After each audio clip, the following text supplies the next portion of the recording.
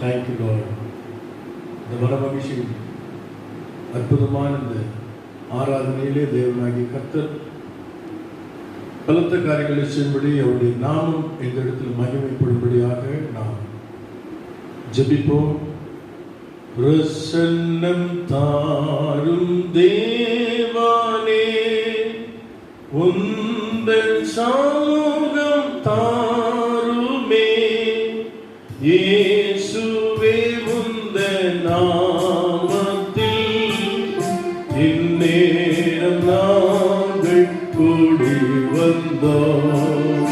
இயேசுவே உந்தன் நாமத்தில் இந்நேரம் நாங்கள் கூடி வந்தோம்.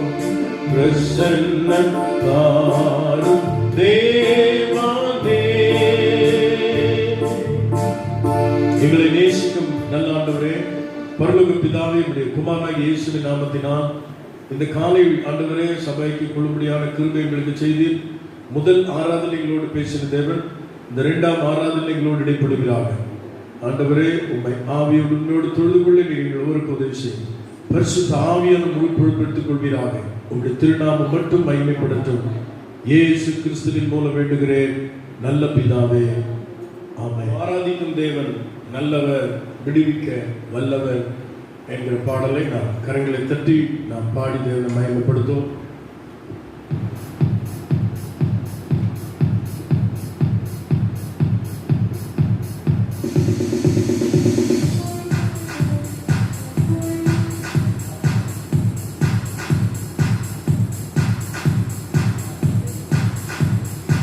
ஆராதிக்கும் தேவன் நல்லவர், விடுவிக்க வல்லவரே.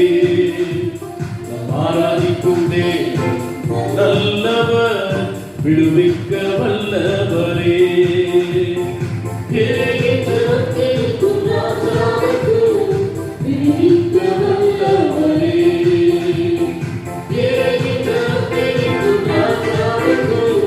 விடுவிக்க வல்லவரே.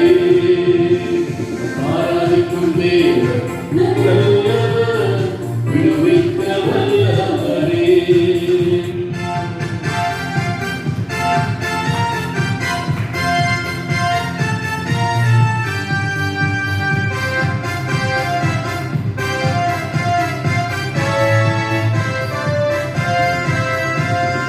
நம்மை அழைத்தவரோ கைவிடவே மாட்டார்.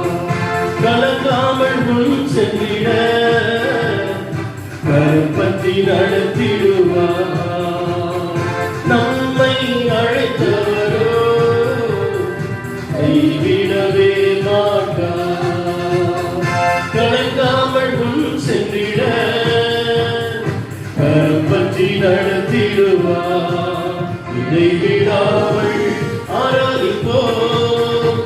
நம் வாழ்வில் என்றும் செய்யவே இதை விடாமல் ஆராதிப்போம். நம் வாழ்வில் என்றும் செய்யவே.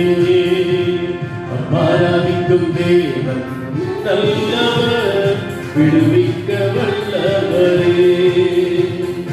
ஆராதிக்கும் தேவன் நல்லவர், விடுவிக்க வல்லவரே. கரங்களை தட்டி ஆமென்.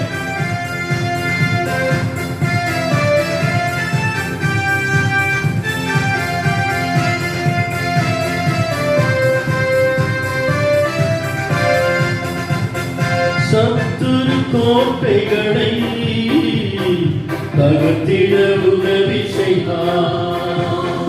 தயங்காமல் முன் சென்றிட தாங்கிய நடத்திடுவார்.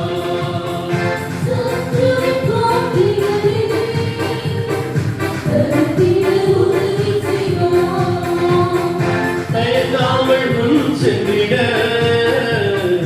தாங்கிய நடத்திடுவார். ஆராதிப்போம். நம் வாழ்வில் என்றும் ஜெயமே. இதை விடா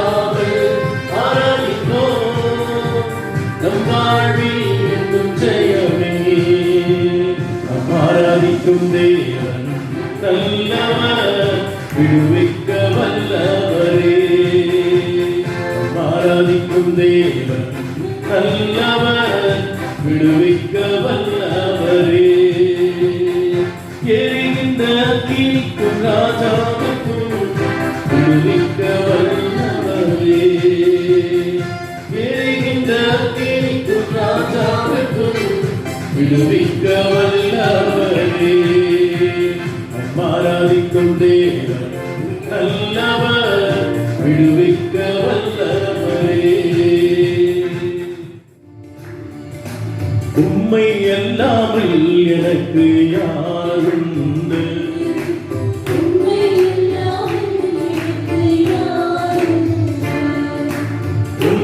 அல்லாமல் எனக்கு யாருண்டு? உம்மை அல்லாமல் எனக்கு யாருண்டு? இயேசையா அல்லேலூயா, இயேசையா அல்லேலூயா, இயேசையா அல்லேலூயா, இயேசையா அல்லேலூயா.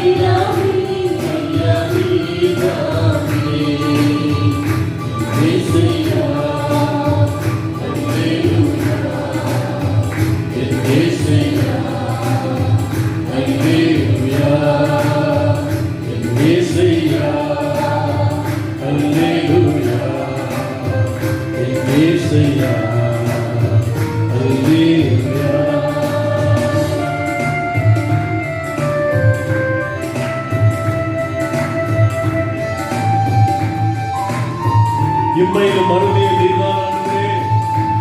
Praise the Lord. என்னாலும் நீர்தான் என்று அவரை பாடி மகிமைப்படுத்துவோம்.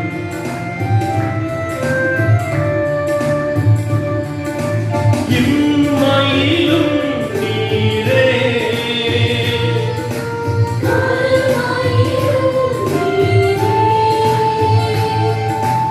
இம்மையிலும் நீரே, மறுமையிலும்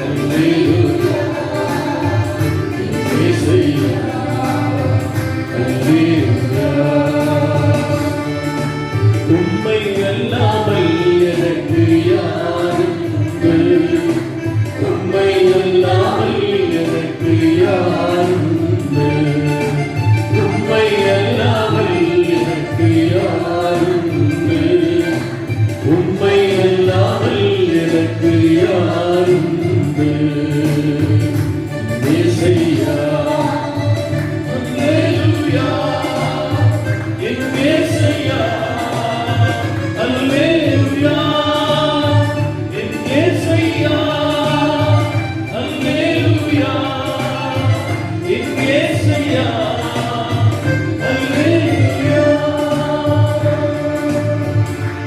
நாம் தொடர்ந்து தேவனை பாடி நாம் ஆராதனை செய்ய போகிறோம். உள்ளத்தின் ஆழத்திலிருந்து ஆண்டவரே நீர் இல்லாமல் வேற ஒரு நம்பிக்கை கிடையாதுப்பா, உண்மை இல்லாமல் எனக்கு யார் உண்டு, நீரே நம்பிக்கையா இருக்கிறீர் என்று நாம் இந்த நாளை விசுவாசித்து பாடினோம். தொடர்ந்து தேவனை நாம் மகிமைப்படுத்தும். உம்மோடு செலவிடும் ஒவ்வொரு நிமிடமும் வீணாக போகாதையா, என்னை பலவானாய் மாற்றுதையா. ஆண்டவர் சமூகத்தில் செலவிடுகிற ஒவ்வொரு நிமிடமும் நம்மை பலவானாய் மாற்றும். Praise the Lord. உம்மோடு செலவிடும் ஒவ்வொரு நிமிடமும் வீணாக போகாதையா, என்னை பலவானாய் மாற்றுதையா. உம்மோடு செலவிடும் ஒவ்வொரு நிமிடமும் வீணாக போகாதையா, என்னை பலவானாய் மாற்றுதையா. ஓ தேவ பிரசன்னம்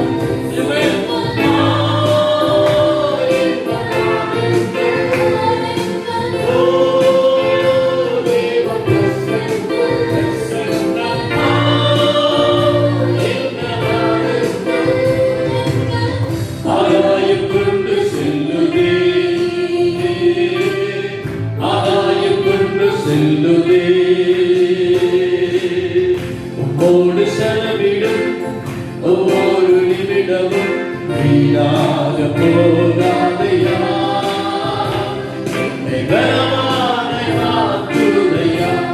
வானத்திலே வானத்திலே தூதரெல்லாம் பரிசுத்தரே உம்மை பணிகின்றார்களே.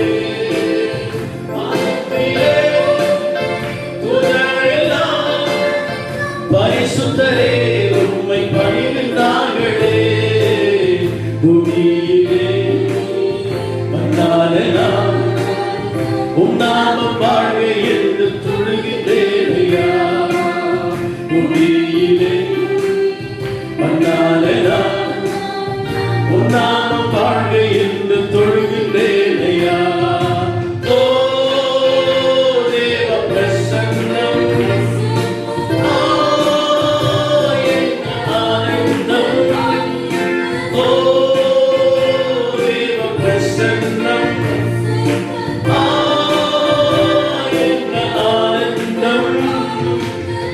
ஆகாயம் கொண்டு செல்லுதே, ஆகாயம் கொண்டு செல்லுதே. உம்மோடு செலவிடும் ஒவ்வொரு நிமிடமும் வீணாக போகாதையா, என்னை பலவானாய் மாற்றுதையா. ஆண்டவர் சமூகத்தில் ஒவ்வொரு நிமிடமும் அது வீணாய் போகிறதில்லை. ஆண்டவர் அந்த நிமிடங்களை பலவானாய் நம்மை மாற்றுகிறவராய் இருக்கிறார். ஆகவே கரங்களை தட்டி உள்ளத்தின் ஆழத்திலிருந்து நாம் ஆண்டவரை பாடி மகிமைப்படுத்திக் கொண்டே இருப்போம். Thank you Jesus. தாயானவள் தன் பாலகனை மறந்தாலும் அவர் ஒரு நாளுமே மறக்கிறதில்லை. தாயானவள் தன் பாலனை மறந்தாலும் என்னை மறவாதவரே. தாயானவள் தன் பாலனை மறந்தாலும் என்னை மறவாதவரே. தகப்பனை போல் இரக்கமுள்ள பரிசுத்தரே உம்மை பணிகின்றோம் ஐயா. தகப்பனை போல் இரக்கமுள்ள பரிசுத்தரே உம்மை தொழுகின்றோம் ஐயா. ஓ தேவ பிரசன்னம் என்ன ஆனந்தம், ஆகாயம் கொண்டு செல்லுதே, ஆகாயம் கொண்டு செல்லுதே. உம்மோடு செலவிடும் ஒவ்வொரு நிமிடமும் வீணாக போகாதையா, என்னை பலவானை மாற்றுதையா. உம்மோடு செலவிடும் ஒவ்வொரு நிமிடமும் வீணாக போகாதையா, என்னை பலவானை மாற்றுதையா. தேவ பிரசன்னமே, ஓ தேவ பிரசன்னம்,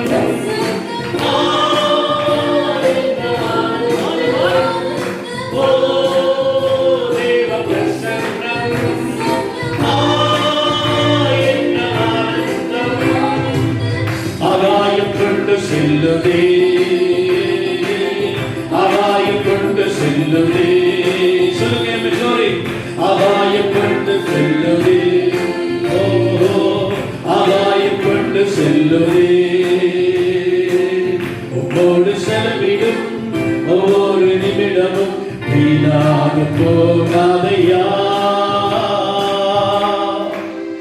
என்னை பலவானாய் மாற்றுதையா. ஆண்டவர் சமூகம் நம்மை பலவானாய் மாற்றிக் கொண்டிருக்கிறது. ஆமென், ஹல்லேலூயா. பலனற்று போய் சோர்ந்து போய் இந்த ஆராதனைக்கு வந்திருக்கிறேன். நம் வாழ்க்கையில அவர் நம்மை பலப்படுத்துகிற தேவனாய் இருக்கிறார். ஹல்லேலூயா. வேதம் இப்படி சொல்லுகிறது, நான் உன்னை அதிசயங்களை காணப்படுவேன். அதிசயங்களை செய்கிற தேவன் அவர் நம்மோடு கூட இருக்கிறார். என் வாழ்க்கையில் ஏதாகிலும் நடக்காதா என்று எதிர்பார்ப்போடு வந்திருக்கிறேன். உனக்காக யாவற்றையும் செய்து முடித்த ஆண்டவர் இந்த ஆராதனையில் உன்னோடு கூட இருக்கிறார். ஹல்லேலூயா. எல்லாவற்றையும் அவரால் செய்யக்கூடும். அவர் எல்லாவற்றையும் செய்து முடித்திருக்கிறார். ஆகவே எதிர்பார்த்து வந்திருக்கிற உனக்கு அவர் செய்யும் அற்புதத்தை இன்றைக்கு நாம் பெற்றுக்கொள்ள போகிறோம். ஹல்லேலூயா.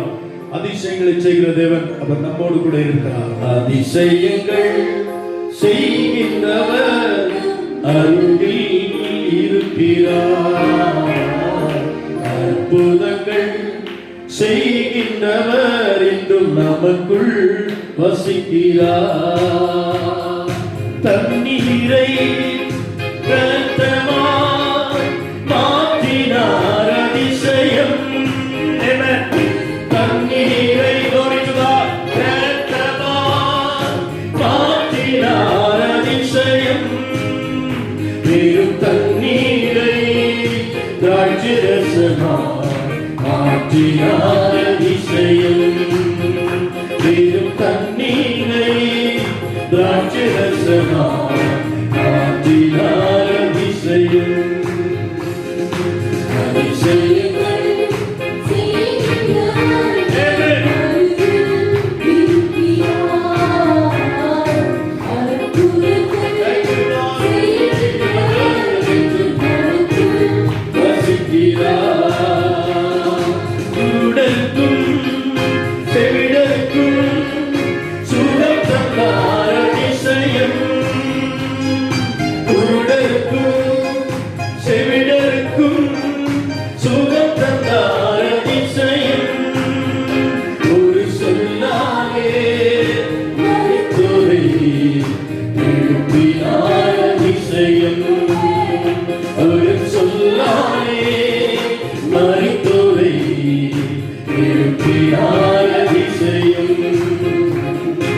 அதிசயங்கள் செய்கின்றவர் என்றும் நமக்கு இருக்கிறார்.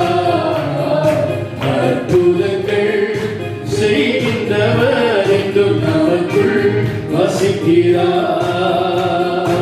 அதிசயங்கள் செய்கின்றவர் என்றும் நமக்கு இருக்கிறார். அற்புதங்கள் செய்கின்றவர் என்றும் நமக்குள் வசிக்கிறார். செங்கடலை இரண்டாக பிரித்திட்டார். அதிசயம். ஆமென். செங்கடலை இரண்டாக பிரித்திட்டார். அதிசயம். காற்றை தன் வார்த்தையாலே அடக்கினார். அதிசயம். புயல் காற்றை தன் வார்த்தையாலே அடக்கினார். அதிசயம். அதிசயங்கள் கரங்களை தட்டி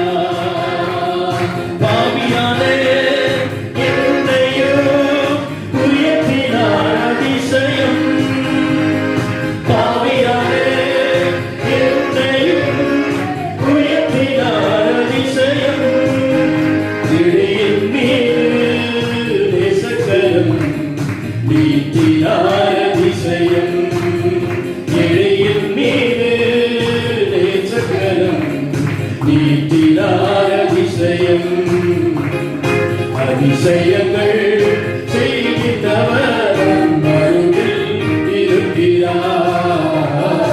அற்புதங்கள் செய்கிறவர் என்றும் நமக்குள் வசிக்கிறார்.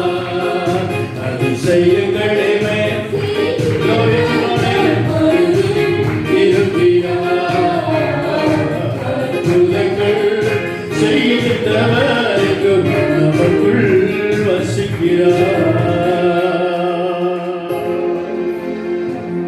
அவர் நம்மை விட்டு விலகாது இருக்கிற தேவன். அவர் நம்மோடு கூட இருக்கிறார், நம் அருகில் இருக்கிறார், அவர் நமக்குள் இருக்கிறார். தேவன் தம்முடைய தயவுள்ள சித்தத்தின் விருப்பத்தின் செய்கை உங்களிலே என்னிலே அவர் நிறைவேற்றுகிறவராக இருக்கிறார். ஆண்டவராகிய தேவன் இந்த கொடிய நாட்களிலே, இந்த இறுதி நாட்களிலே அவர் உன்னோடு கூட இருக்கிறார். ஹல்லேலூயா. அவருடைய சமூகத்திலே செலவிட்டுக் கொண்டிருக்கிற உன் வாழ்க்கையில் அற்புதங்களை வச்சு போகிறார். எண்ணி பார்க்க முடியாத காரியங்களை, அதிசயிக்கத்தக்க விதமான காரியங்களை தேவன் செய்வார் என்பதை விசுவாசத்தின் இடத்தில் நாம் வந்திருக்கிறோம். உலகத்தில் ஏற்படும் அநேக சூழ்நிலைகள், அநேக வார்த்தைகள் நம்மை மனமடிவாக்கலாம். ஆனால் வேதம் நமக்கு சொல்லிக் கொடுக்கிறது விசுவாசத்தை பேசும்படி. இன்னைக்கு அந்த விசுவாசத்தோடு நான் தேவ சமூகத்தில் வந்திருக்கிறோம். Glory to Jesus. Thank you Lord. Amen. இயேசுவே உமக்கு நன்றி, உமக்கு நன்றி. Hallelujah, hallelujah. Jesus. Hallelujah. நீங்க தான் ஏதாவது செய்யணும் என்று எதிர்பார்த்து காத்திருக்கிறோம். நீங்க தான் ஏதாவது செய்யணும் என்று எதிர்பார்த்து காத்திருக்கிறோம். நீ சொன்ன வார்த்தையை பிடித்துக் கொண்டு, நீ சொன்ன வார்த்தையை பிடித்துக் கொண்டு உங்க முகத்தையே நோக்கி இருக்கிறோம். உங்க முகத்தையே நோக்கி இருக்கிறோம். எத்தனை பேர் ஆமென். நீ எதிர்பார்த்திருக்கிற முடிவை ஆண்டவர் உனக்கு கொடுக்க வல்லவராய் இருக்கிறார். ஆகவே அந்த பக்தன் சொல்றா, நீங்க தான் ஏதாச்சும் செய்யணும்பா. நீங்க எதிர்பார்த்து காத்திருக்கிறோம். ஒரு எதிர்பார்ப்போடு ஆராதனைக்கு வந்திருக்கிறார். இம்மாதத்திலே கர்த்தர் எதிர்பார்ப்பதை குறித்து அவர் பேசிக் கொண்டிருக்கிறார். Thank you Jesus. Hallelujah. அற்புதம் செய்யுங்கப்பா எங்க வாழ்க்கையிலே, உம்மை தான் நம்பி இருக்கோம் ஏசப்பா. அற்புதம் செய்யுங்கப்பா எங்க வாழ்க்கையிலே, உம்மை தான் நம்பி இருக்கோம் ஏசப்பா. உம்மை தான் நம்பி இருக்கோம். ஆமென்.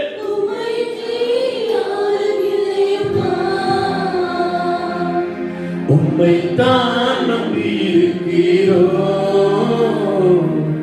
உம்மையன்றி இல்லையப்பா.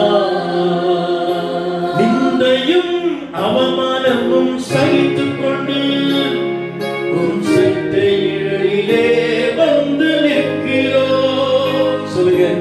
நிந்தையும் அவமானமும் சகித்துக் கொண்டு உம் செட்டை நிழலிலே வந்து நிற்கிறோம். நிச்சயமாய் செய்வீர் என்ற நம்பிக்கையில், நிச்சயமாய் செய்வீர் என்ற நம்பிக்கையில் உங்க கருத்தையே நோக்கி இருக்கிறோம். உங்க கருத்தையே நோக்கி இருக்கிறோம்.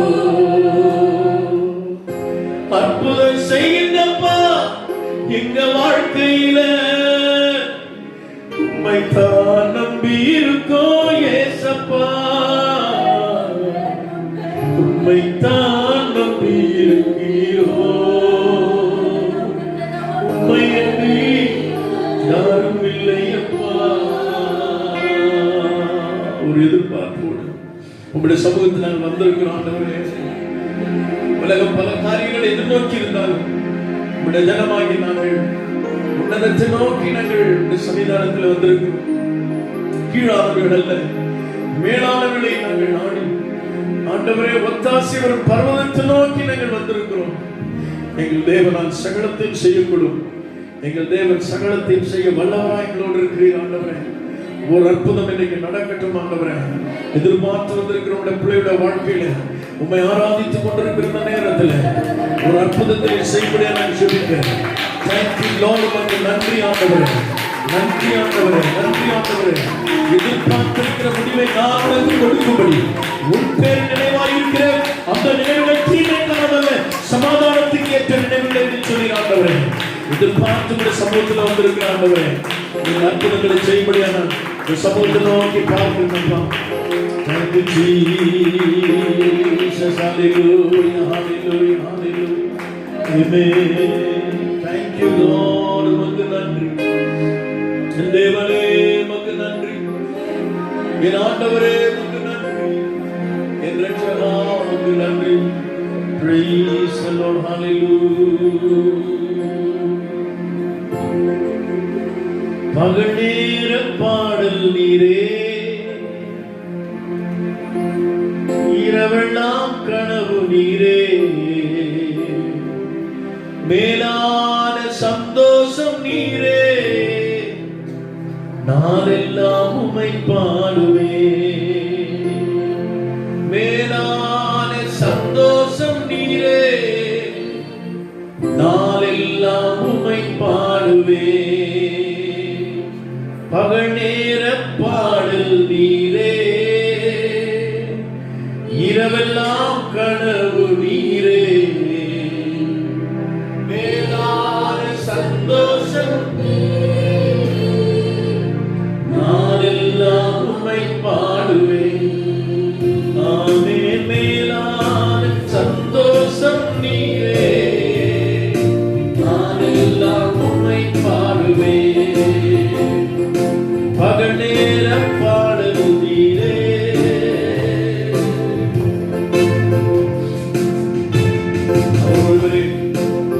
Thank you, Lord. Thank you, Jesus. Glory.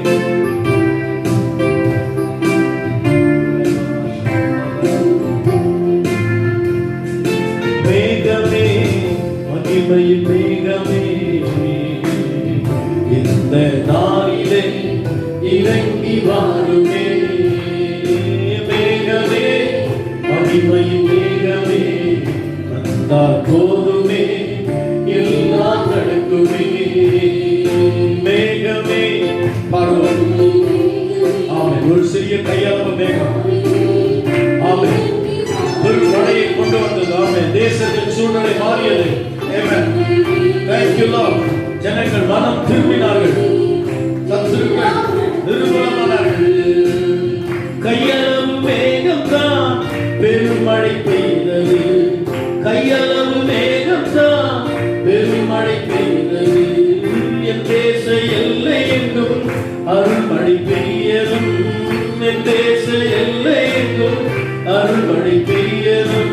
மேகமே, மகிமை மேகமே, வந்தா போதுமே, எல்லாம் நடக்குமே. மேகமே, மகிமை மேகமே, வந்தா போதுமே, எல்லாம் நடக்குமே. மேகமே, மகிமை மேகமே, இந்த நாளிலே இறங்கி வாருமே. தேசம் விக்கிரகத்தினால் நிறைந்திருந்தது. ஆகா பரசன் ஜனங்களை ஆண்டவருடைய வழியை விட்டு திருப்பி விட்டார். ஆனால் ஒரே ஒரு எலியா தைரியமாக பலிபீடம் கட்டி தனக்கு இருக்கிற இந்த விசுவாசத்தோடு நிற்கிறார். இந்த ஆராதனை வந்திருக்கிற தேவ பிள்ளை யாரும் இல்லை. சூழலாம் வேறு விதமா இருக்கிறது. தேசம் பஞ்சத்தினால் நிறைந்திருக்கிறது. ஆவே நான் மாத்திரம் தனியா நிற்கிறேன் என்று ஒருவேளை எண்ணலாம். ஒரு கையளவு மேகம் வந்து அந்த தேசத்தை நிரப்பினது போல, ஆமென், சத்துருக்கள் மேல் ஜெயத்தை அளித்தது போல, ஜனங்கள் மனம் திரும்பி கர்த்தரே தெய்வம் என்று முழங்கியது போல, எலியாவின் தேவனை நோக்கி இந்த ஆராதனை நாமும் பலிபீடம் கட்டியவரை தொழுது கொண்டிருக்கிறோம். ஆமென். ஒரு கையளவு மேகம் புறப்பட்டு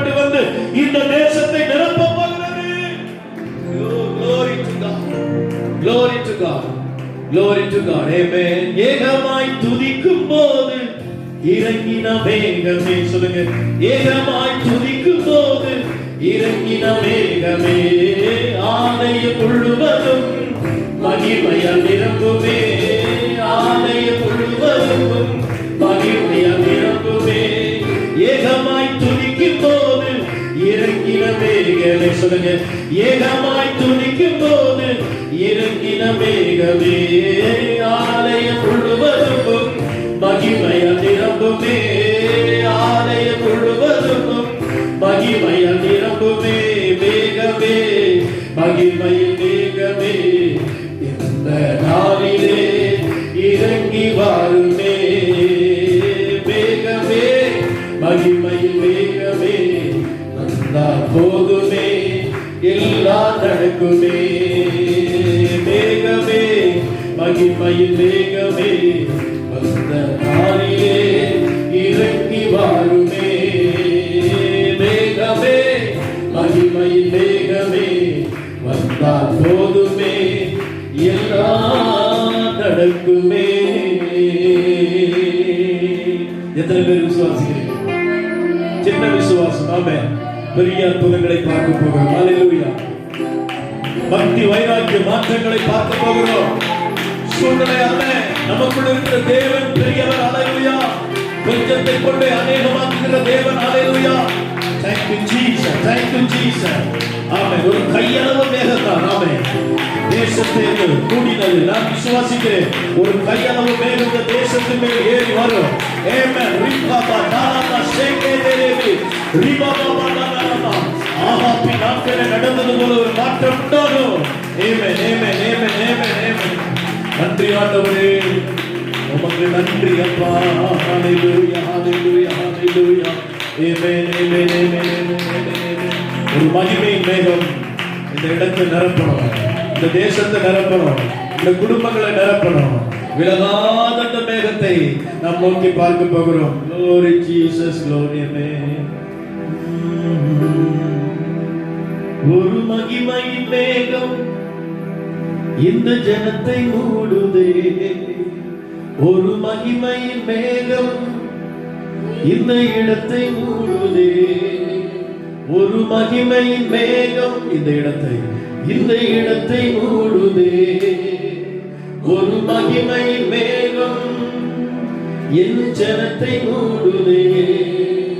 விலகாத மேகம் நீ, முன் செல்லும் மேகம் நீ, விலகாத மேகம் நீ, முன் செல்லும் மேகம் நீ. ஆவியானவரே, அன்பின் ஆவியானவரே, ஆவியானவரே, வல்ல ஆவியானவரே, ஆவியானவரே, தெளிவின் ஆவியானவரே. மகிமையின் மேகம் இந்த கால விளம்பை நிரப்பிக் கொண்டிருக்கிறது. Glory to Jesus. என் பேச்சில, என் மூச்சில, என் சொல்லில, என் செயலில கலந்திருக்கீங்க.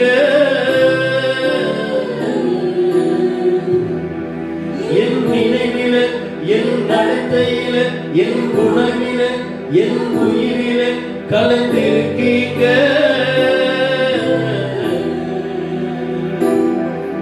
என் பேச்சில, என் மூச்சில, என் சொல்லில, என் செயலில கலந்திருக்கீங்க.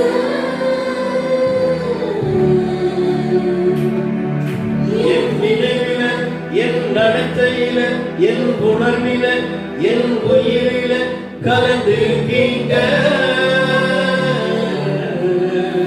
விலகாத மேகம் நீ, முன் செல்லும் மேகம் நீ, விலகாத மேகம் நீ, முன் செல்லும் மேகம் நீ. ஆவியானவரே, அன்பின் ஆவியானவரே, ஆவியானவரே, வல்ல ஆவியானவரே, ஆவியானவரே,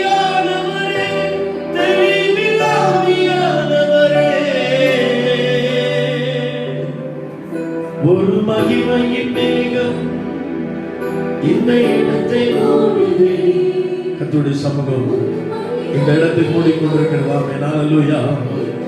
Glory to Jesus.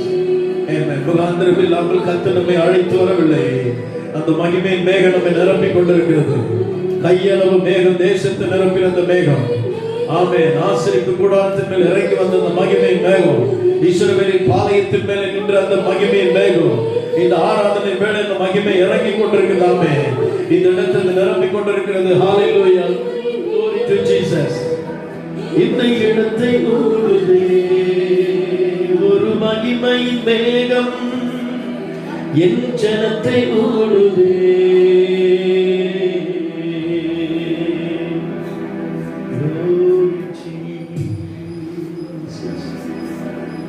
Glory to God, amen.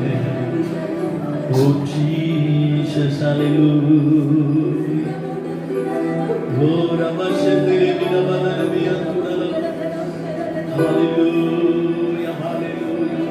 இருதயங்களை நிரப்புகிறது தேவன், வாழ்க்கை நிரப்புகிறது தேவன், வந்தவனமாய் நம்மை அழைப்பார் தேவன். முதல் ஆராதனையில் கர்த்தர் மகிமையா இறங்கின அதே தேவன் இந்த வேளையில் நம்மை நிரப்பிக் கொண்டிருக்கிறார். ஹalleluya. நிறைவானது வருகிறது. எல்லா குறைகளும் நம் வாழ்க்கையை விட்டு விலகுகிறது. ஆண்டவர் நம்முடைய வாழ்க்கையின் சூழ்நிலைகளை மாற்றியமைக்கும்படி அவர் நமக்குள்ளே அவர் உதவி செய்கிறவராய் இருக்கிறார். ஆமென். அவர் நம்ம கூடவே இருக்கிறார். அவர் அதிசயங்களை செய்கிறவராக அவர் நம் வாழ்க்கையிலே அவர் நிறைந்திருக்கிறார். ஹalleluya. மகிமை மேகமாய் அவர் நம்மோடு கூட பயணித்துக் கொண்டிருக்கிறார். ஹalleluya. அவருடைய மகிமையின் மேகத்துடைய பிரசன்னம் நம்முடைய வாழ்க்கையில சரீர பலவீனங்களை மாற்றுகிறது, உள்ளத்தின் சோர்வுகளை அகற்றுகிறது, சூழ்நிலைகள் ஜெயத்தை கொடுக்கிறது, சத்துருக்களை நடுங்க வைக்கிறது. இந்த மகிமையின் மேகம் இறங்கி வந்த போது மாற்றங்கள் உண்டானது போல இன்றைக்கு கர்த்தருடைய வாழ்க்கையில் அற்புதங்களை செய்கிறவராய் இருக்கிறார். Thank you Lord, thank you Lord. அவருடைய ஆலயத்தில் அவருடைய மகிமை கண்டென்று தாவீது சொல்லுகிறார்.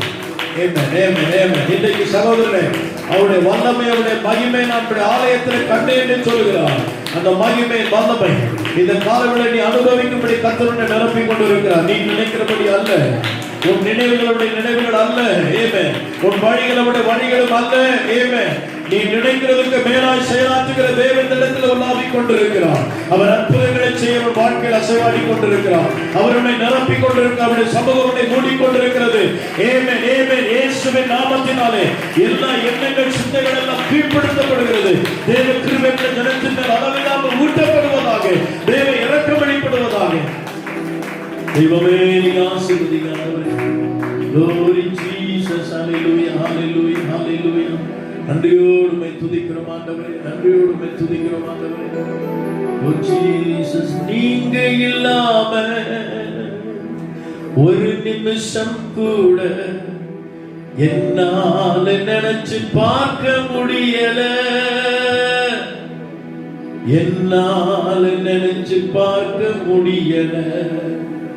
என்னை வாழ வைக்கும் அன்பு தெய்வமே, என்னை தாங்கி நடத்தும் அன்பு இயேசுவே, என்னை வாழ வைக்கும் அன்பு, என்னை தாங்கி நடத்துகிறார்.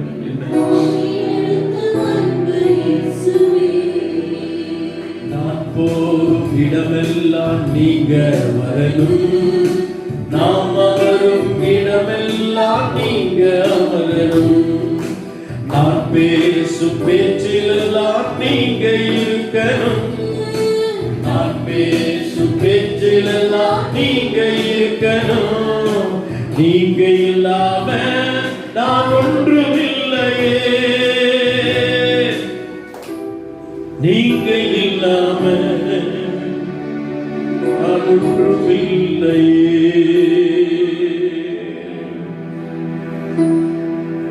நான் பேசும் பேச்சிலெல்லாம் நீங்க இருக்கணும், நீங்க இல்லாம நான் ஒன்றுமில்லையே, நீங்க இல்லாம நான் ஒன்றுமில்லையே. என்னை வாழ வைக்கும் அன்பு தெய்வமே, சொல்லுங்க அவரை பார்த்து, வாங்கி நடத்தும் அன்பு இயேசுவே. எஸ், அவருடைய சர்வசனம் உன்னை வாழ வைக்கிறது.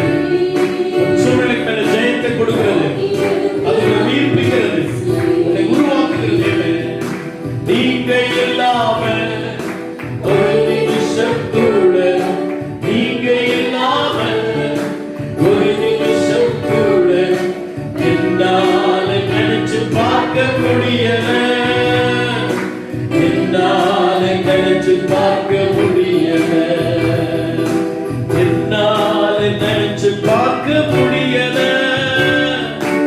என்னால நினைச்சு பார்க்க முடியல. நீ வாழ வைக்கும் அன்பு தெய்வமே. கடந்த 6 மாதங்கள் கடந்து 7ஆம் 8ஆம் மாதம் வரைக்கும் கர்த்தர் நம்மை நடத்தி கொண்டிருக்கிறார். அரையாண்டை கடந்த போது நாம் அற்புதம் என்று எண்ணினோம். வருஷத்தின் மத்தியிலே தன் கிரியை உயிர்ப்பிக்கிற தேவன். தேசத்தின் நிலையெல்லாம் மாறின போது, சூழ்நிலைகள் எல்லாம் மாறின போது நம்முடைய முற்பிதாக்கள் இருந்த தேவன் எஞ்சி எதிர்நோக்கி இருக்கிற இந்த அரையாண்டை கடக்கும்படி இந்த 8ஆம் மாதம் வரைக்கும் நம்மை கொண்டு வந்திருக்கிறார். அவர்கள் வாழ வைத்திருக்கிறார், என்னை வழி நடத்தி கொண்டிருக்கிறார். அவர் எனக்கு போதுமானவராய் இருக்கிறார். மகிமைப்படுத்தலாம் ஆண்டவரே. ஹல்லேலூயா. நீங்க இல்லாம நான் வாழ முடியாது ஆண்டவரே. என்னை வாழ வைத்து என்னை வழி நடத்தி உங்களுடைய அன்புக்காக கோடான கோடி ஸ்தோத்திரம் ஆண்டவரே. கோடான கோடி ஸ்தோத்திரம், கோடான கோடி ஸ்தோத்திரம்.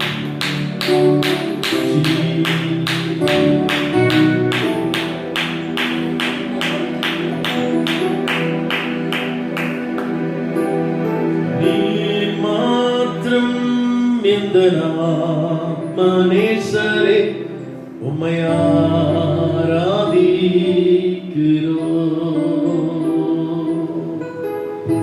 மான்கள் நீரோடை வாஞ்சிப்பது போல ஆத்துமா வாஞ்சிக்குதே. நீ மாத்திரம் எந்த மனேசரே உம்மை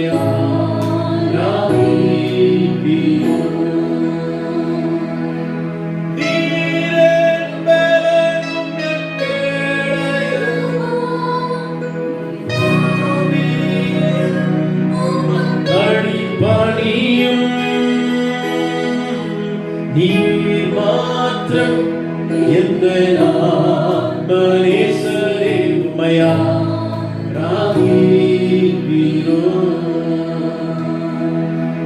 நீர் மாத்திரம்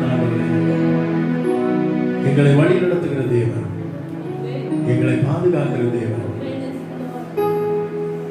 ஆனால் நீரோடு வாஞ்சித்து அகத்தோடு தேடுகிறது போல நம்மை தேடி வந்தாண்டவர் எங்களை வாழ வைக்கிற தேவனாய், வழி நடத்துகிறவராய், அதிசயங்களை செய்கிறவராய், சிறிய கையளவு மேகத்தை கொண்டு பெரிய ஆசீர்வாதத்தை கொடுத்தவரை இந்த ஆராதனை நாங்கள் உங்களுடைய அற்புத செயல்களை நினைத்து மகிமைப்படுத்தினோம். எத்தனை மேன்மையான வாழ்வுக்கு எங்களை அழைத்து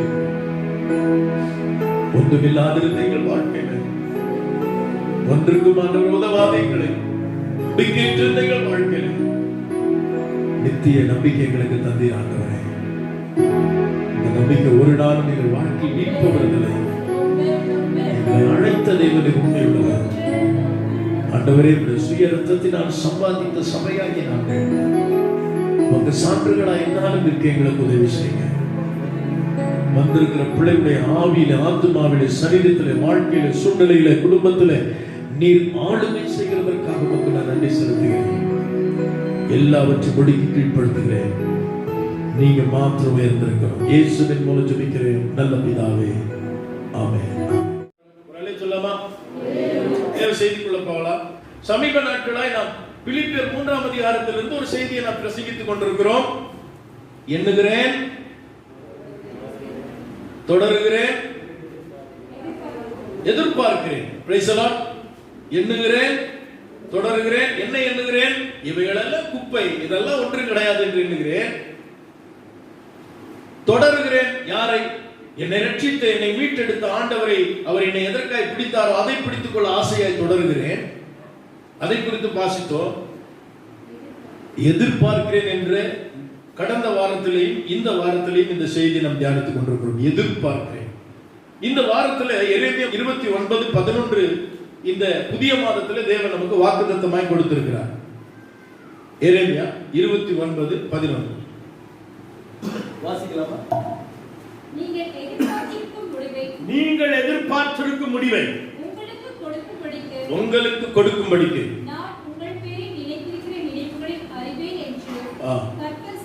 பாருங்க, ஆண்டவர் நம்ம மேல ஒரு நினைவோடு இருக்கிறார். நான் நினைச்சிட்டு தான் இருக்கிறேன், உனக்கு நான் உதவி செய்யணும்னு சொல்லுவாங்க சிலர் இல்லையா? அப்படிதான் ஆண்டவர் சொல்றார். ஆனா அதை ஏன் விருப்பப்படி செய்யணும் கூட சொல்லங்க, நீ எதிர்பார்க்கிறத நான் உனக்கு செய்வேன்னு சொல்றேன். அல்லேலூயா. அப்ப எதிர்பார்ப்புன்ற ஒரு விஷயம் நம்ம கிட்ட இல்லைன்னு சொன்னா தேவன் செயல்பட மாட்டார். ஆண்டவர் இயேசு கிட்ட கேக்குறாங்க, ஆண்டவரே இந்த பட்டணத்துல ஒரு அற்புதம் கூட நடக்கலையே. எல்லா பட்டணத்துல அற்புதம் செய்கிறார், ஒரு பட்டணத்துல அற்புதம் செய்யவில்லை. காரணம், அங்க விசுவாசம் இல்லை. எங்க எதிர்பார்ப்பு இருக்கிறதோ அங்கதான் அற்புதம் நடக்கும். அல்லேலூயா. நீ பாட்டு தூங்கிட்டு இருந்தா ஆண்டவர் ஒன்னும் கண்டுக்க மாட்டார். நீ பேசுறதா அவர் என்ன செய்ய மாட்டாரு, பேசவே மாட்டார். ஆமென். நமக்கு பிடிக்கலன்னா நம்ம என்ன செய்வோங்க, அந்த சிஸ்டர் வரும்போது எப்படி என்ன செய்வோங்க, அப்படி திரும்பி போயிடுவோம், கொடையில அப்படியே மறைச்சிக்கிட்டே போயிடுவோம். தேவ ஜனமே அந்த மாதிரி ஆண்டவர்கிட்ட இருக்க முடியாது. அல்லேலூயா. அவர் பர்மிஷன் இல்லாம எதையும் செய்ய மாட்டாரு, நம்மள டச் கூட பண்ண மாட்டாரு. ஆண்டு சொல்றார், நான் உன்னை குணமாக்குவேன் என்று நீ விசுவாசிக்கிறாயா? நீ விசுவாசித்தா நான் மிராக்கிள் பண்ணுவேன்.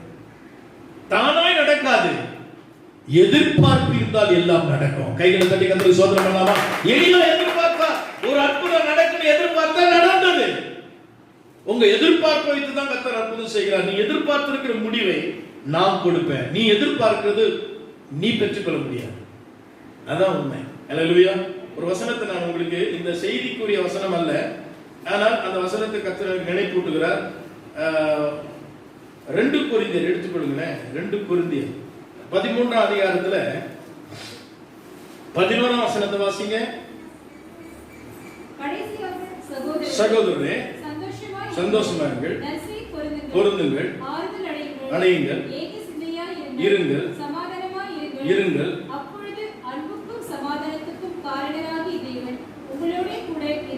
பாருங்க, ஆனா நம்ம என்ன ஜெபம் பண்றோம்? ஆண்டவரே நற்செய்தி பொருந்தணும், ஆண்டவரே ஆறுதல் அடையணும், ஆண்டவரே ஏக சிந்த வேணாம், ஆண்டவரே சமாதானம் வேண்டாம் ஆண்டவரேன்னு சொல்லி நம்ம அவர்கிட்ட கேட்டுக்கிறோம். அவர் சொல்றார், நீ சமாதானமா இருன்ற, நீ ஏக சிந்தையா இருன்ற, நீ நற்செய்தி பொருந்துன்ற, அப்பொழுது நான் உன்னோடு இருப்பேன். அல்லேலூயா. அல்லேலூயா. அப்ப தேவன் நம்மோடு கூட இருக்கணும்னா நமக்கு சில வாய்ப்புகளை தருகிறார். நாம் செய்ய வேண்டிய சில காரியங்களை, நீங்க நற்செய்தி பொருந்தணும், நீங்க ஆறுதல் அடையணும், நீங்க சமாதானமா இருக்கணும், நீங்க ஏக சிந்தையா இருக்கணும். அந்த முயற்சி நீங்க எடுக்கணும். இருக்க முடியல பாஸ்டர், ஏக சிந்தையா இருக்க முடியல, எல்லாரோட சமாதானமா இருக்க முடியல, அந்த முயற்சி நீ எடுக்கலாம். சமாதானத்தின் தேவன் உன்னோடு இருக்க மாட்டார். அப்ப நல்லா கவனிங்க. அப்படி எதிர்பார்ப்போடு ஒரு ஏக்கத்தோடு நாம் முயற்சிக்கும் பொழுது தேவன் நம் வாழ்க்கையிலிருந்து செயல்படுகிறார். ரைட். நான் கடந்த நாட்களில் நான் ஒரு செய்தியை நான் உங்களுக்கு சொன்னேன். தேவன் உலகம் எதிர்பார்க்கிற 3 விஷயங்களை சொன்னேன். உலகம் பெயர், புகழ், அந்தஸ்து, மேன்மை எதிர்பார்க்கிறது. 2வது சொன்னேன், உலகம் ஏதோ ஒரு தேவையை, பொருளை எதிர்பார்த்து இந்த உலகம் ஓடுகிறது, ஏதாவது கிடைக்காதா. 3வது, உலகம் தன்னுடைய மாம்ச விருப்பங்களை, தன் சுய விருப்பங்களை நிறைவேற்றுவதற்காக, இச்சைகளை நிறைவேற்றுவதற்காக இந்த உலகம் போகிறது. இந்த 3 எதிர்பார்ப்புகள் தான் இந்த உலகத்தில் இருக்குது. உலகம் இந்த 3 எதிர்பார்க்குது. இதுல ஏதாவது ஒன்று நம்ம கிட்ட மாட்டியிருந்தா நம்ம அதுல இருந்து வெளியே வரணும். நம்ம எதிர்பார்ப்பு வேறு விதமா இருக்க வேண்டும், உலகை சார்ந்ததா இருக்கக்கூடாது. ஆகவே தான் அதை நஷ்டம், குப்பை என்று உதற வேண்டும். அருமையானவர்களே, ஆகவே ஏதோ ஒன்று தேவைக்காக தெய்வத்தை தேடுவதல்ல, நான் அவரை தேடணும், அவர் என்னை படைத்தார். 3வதாக, நம் இச்சைகளை, விருப்பங்களை நிறைவேற்றுவதற்காக விருப்ப வாழ்க்கை அல்ல. சில வேளை கர்த்தர் நம்மை பல நெருக்கங்களுக்கு கொண்டு செல்லும் பொழுதும் நாம சொன்ன வாழ்ந்திருக்கும் தெரியும், தாழ்ந்திருக்கும் தெரியும். என் நிலை நான் எப்படி இருப்பேன், மனரமியமா இருக்கு, கற்றுக்கொண்டே என்று சொல்லி தன்னுடைய சுய விருப்பங்களுக்கு இடம் கொடாதபடி, மாம்சம் சார்ந்த இச்சைகளுக்கு இடம் கொடாதபடி, அதையும் பொறுத்து ஒரு மேலான எதிர்பார்ப்பு நமக்கு தேவை. நான் இங்க சொல்லுகிற எதிர்பார்ப்புகள் அவசியமான சில எதிர்பார்ப்புகள். அதுல கடந்த வாரத்தில் சொன்னேன், நம்முடைய சந்ததியை குறித்த ஒரு எதிர்பார்ப்பு நமக்கு இருக்க வேண்டும். நம்முடைய ஜெனரேஷனை குறித்த எதிர்பார்ப்பு, பின்வரும் சந்ததிக்காக தேவன் இவைகளெல்லாம் வைத்திருக்கிறார் என்று எழுதப்பட்டிருக்கிறது. அருமையான தேவனுடைய பிள்ளைகளே, நான் அதை குறித்து கடந்த வாரத்தில் சொன்னேன். அன்னாள் ஒரு சந்ததிக்காக தேவ சமூகத்தில் ஜெபித்தான். ஆபிரகாம் தன்னுடைய சந்ததிக்காக ஜெபித்தான். தன் சந்ததி அதை தேவன் கேட்டபோது தன் குமாரனை தேவனுக்கு என்று கொடுக்க அவன் நினைத்தான். அவன் எதிர்பார்ப்பெல்லாம் ஒரு ஜெனரேஷன். ஏன்னா ஆண்டவர் படைக்கும் போது மனிதரை சொன்னார், உன்னுடைய சந்ததியை நான் ஆசீர்வதித்து பெருகச் செய்வேன். ஆபிரகாமுக்கு சொன்னார், நோவாவுக்கு சொன்னார், ஆதாமுக்கு சொன்னார். அருமையான தேவ ஜனமே, இப்படி வழி வழியாக முற்பிதாக்களுக்கு சொன்னார், உன் சந்ததியை நான் பலுக செய்வேன், பெருகச் செய்வேன், உன் பிள்ளைகளை ஆசீர்வதிப்பேன். உங்களுக்கு அந்த எதிர்பார்ப்பு இருக்குதா? நிறைய பேர் பிள்ளைகளை குறிச்ச அக்கறையே இருக்க. பாருங்க, இப்ப பிராங்க்லின் வந்துதான் கேட்டேன், என்னப்பா பிள்ளைங்க வீட்டில் விட்டு வந்துருக்கிற பாஸ்டர், ஏன் அவ்வளவு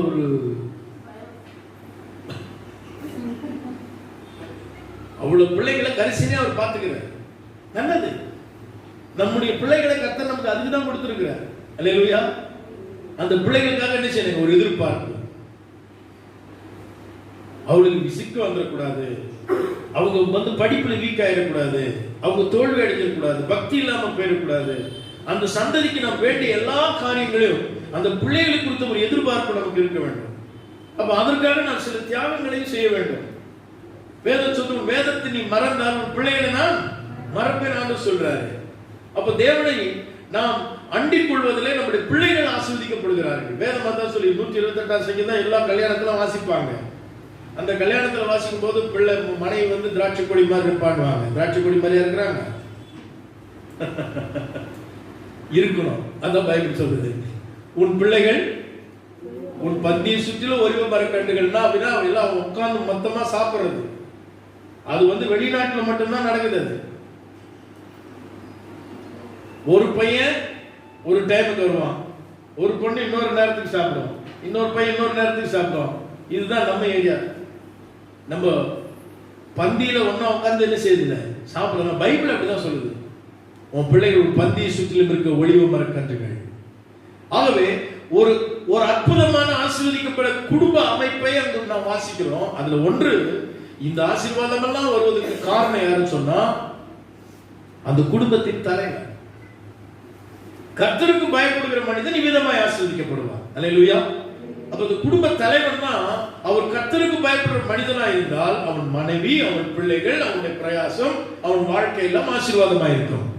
அப்ப குடும்பத்தில் அப்ப அந்த ஹெட் ஆஃப் த அந்த பர்சன் தான் ரொம்ப முக்கியம். அந்த குடும்பத்தினுடைய தலைமை பொறுப்பில் இருக்கிற அந்த நபர் தான் முக்கியம். ஆகவே அருமையான தேவனுடைய ஜனமே, இந்த உலகத்திலே பெற்றோர்களாகி நாம கவனிக்க வேண்டிய ஒரு விஷயம், பின் சந்ததிக்கு வேண்டிய காரியங்களை நாம் செய்ய வேண்டும். அல்லேலூயா. அவங்களுக்கு சொல்லிக் கொடுக்கறதுல, பக்தியில வளர்க்கறதுல, அவங்களுக்கு ஜெபிக்க சொல்லிக் கொடுக்க சகல காரியத்திலையும் அவர்களை குறித்த ஒரு கரிசனையோடு கூட நாம் காணப்பட வேண்டும். அல்லேலூயா. அல்லேலூயா. அல்லேலூயா. நான் பிள்ளைகளுக்காகவும் ஒரு காரியத்தை செய்திருந்தோம். மேல கிளீன் பண்ணி தம்பிங்கெல்லாம் நேற்று கிளீன் பண்ணி வச்சாங்க. ஏன்னா பிள்ளைங்க அவங்கள தனியாக அங்கே கொண்டு போய் வச்சு சேஃபாக வச்சுக்கணும்னு சொல்லி. ஆகவே தேவ பிள்ளைகளே, அடுத்த வாரம் சித்தமான நீங்கள் அழைச்சிட்டு வாங்க, பிரச்சனை இருக்காது. பிள்ளைகளை தனிமையாக நம்ம வைத்துக் கொள்ளலாம். கர்த்தர் அதுக்கு உதவி செய்வார். நன்றாக கவனியுங்கள், பிள்ளைகளை குறித்த ஒரு கரிசனை நமக்கு வேண்டும். ஆகவே சிலர் என்ன செய்வாங்க, நடன பள்ளிக்கும் கராத்தா கிளாஸுக்கு அனுப்புவாங்க, ஆனால் சண்டே கிளாஸுக்கு அனுப்ப மாட்டாங்க. அது ரொம்ப ஆபத்து.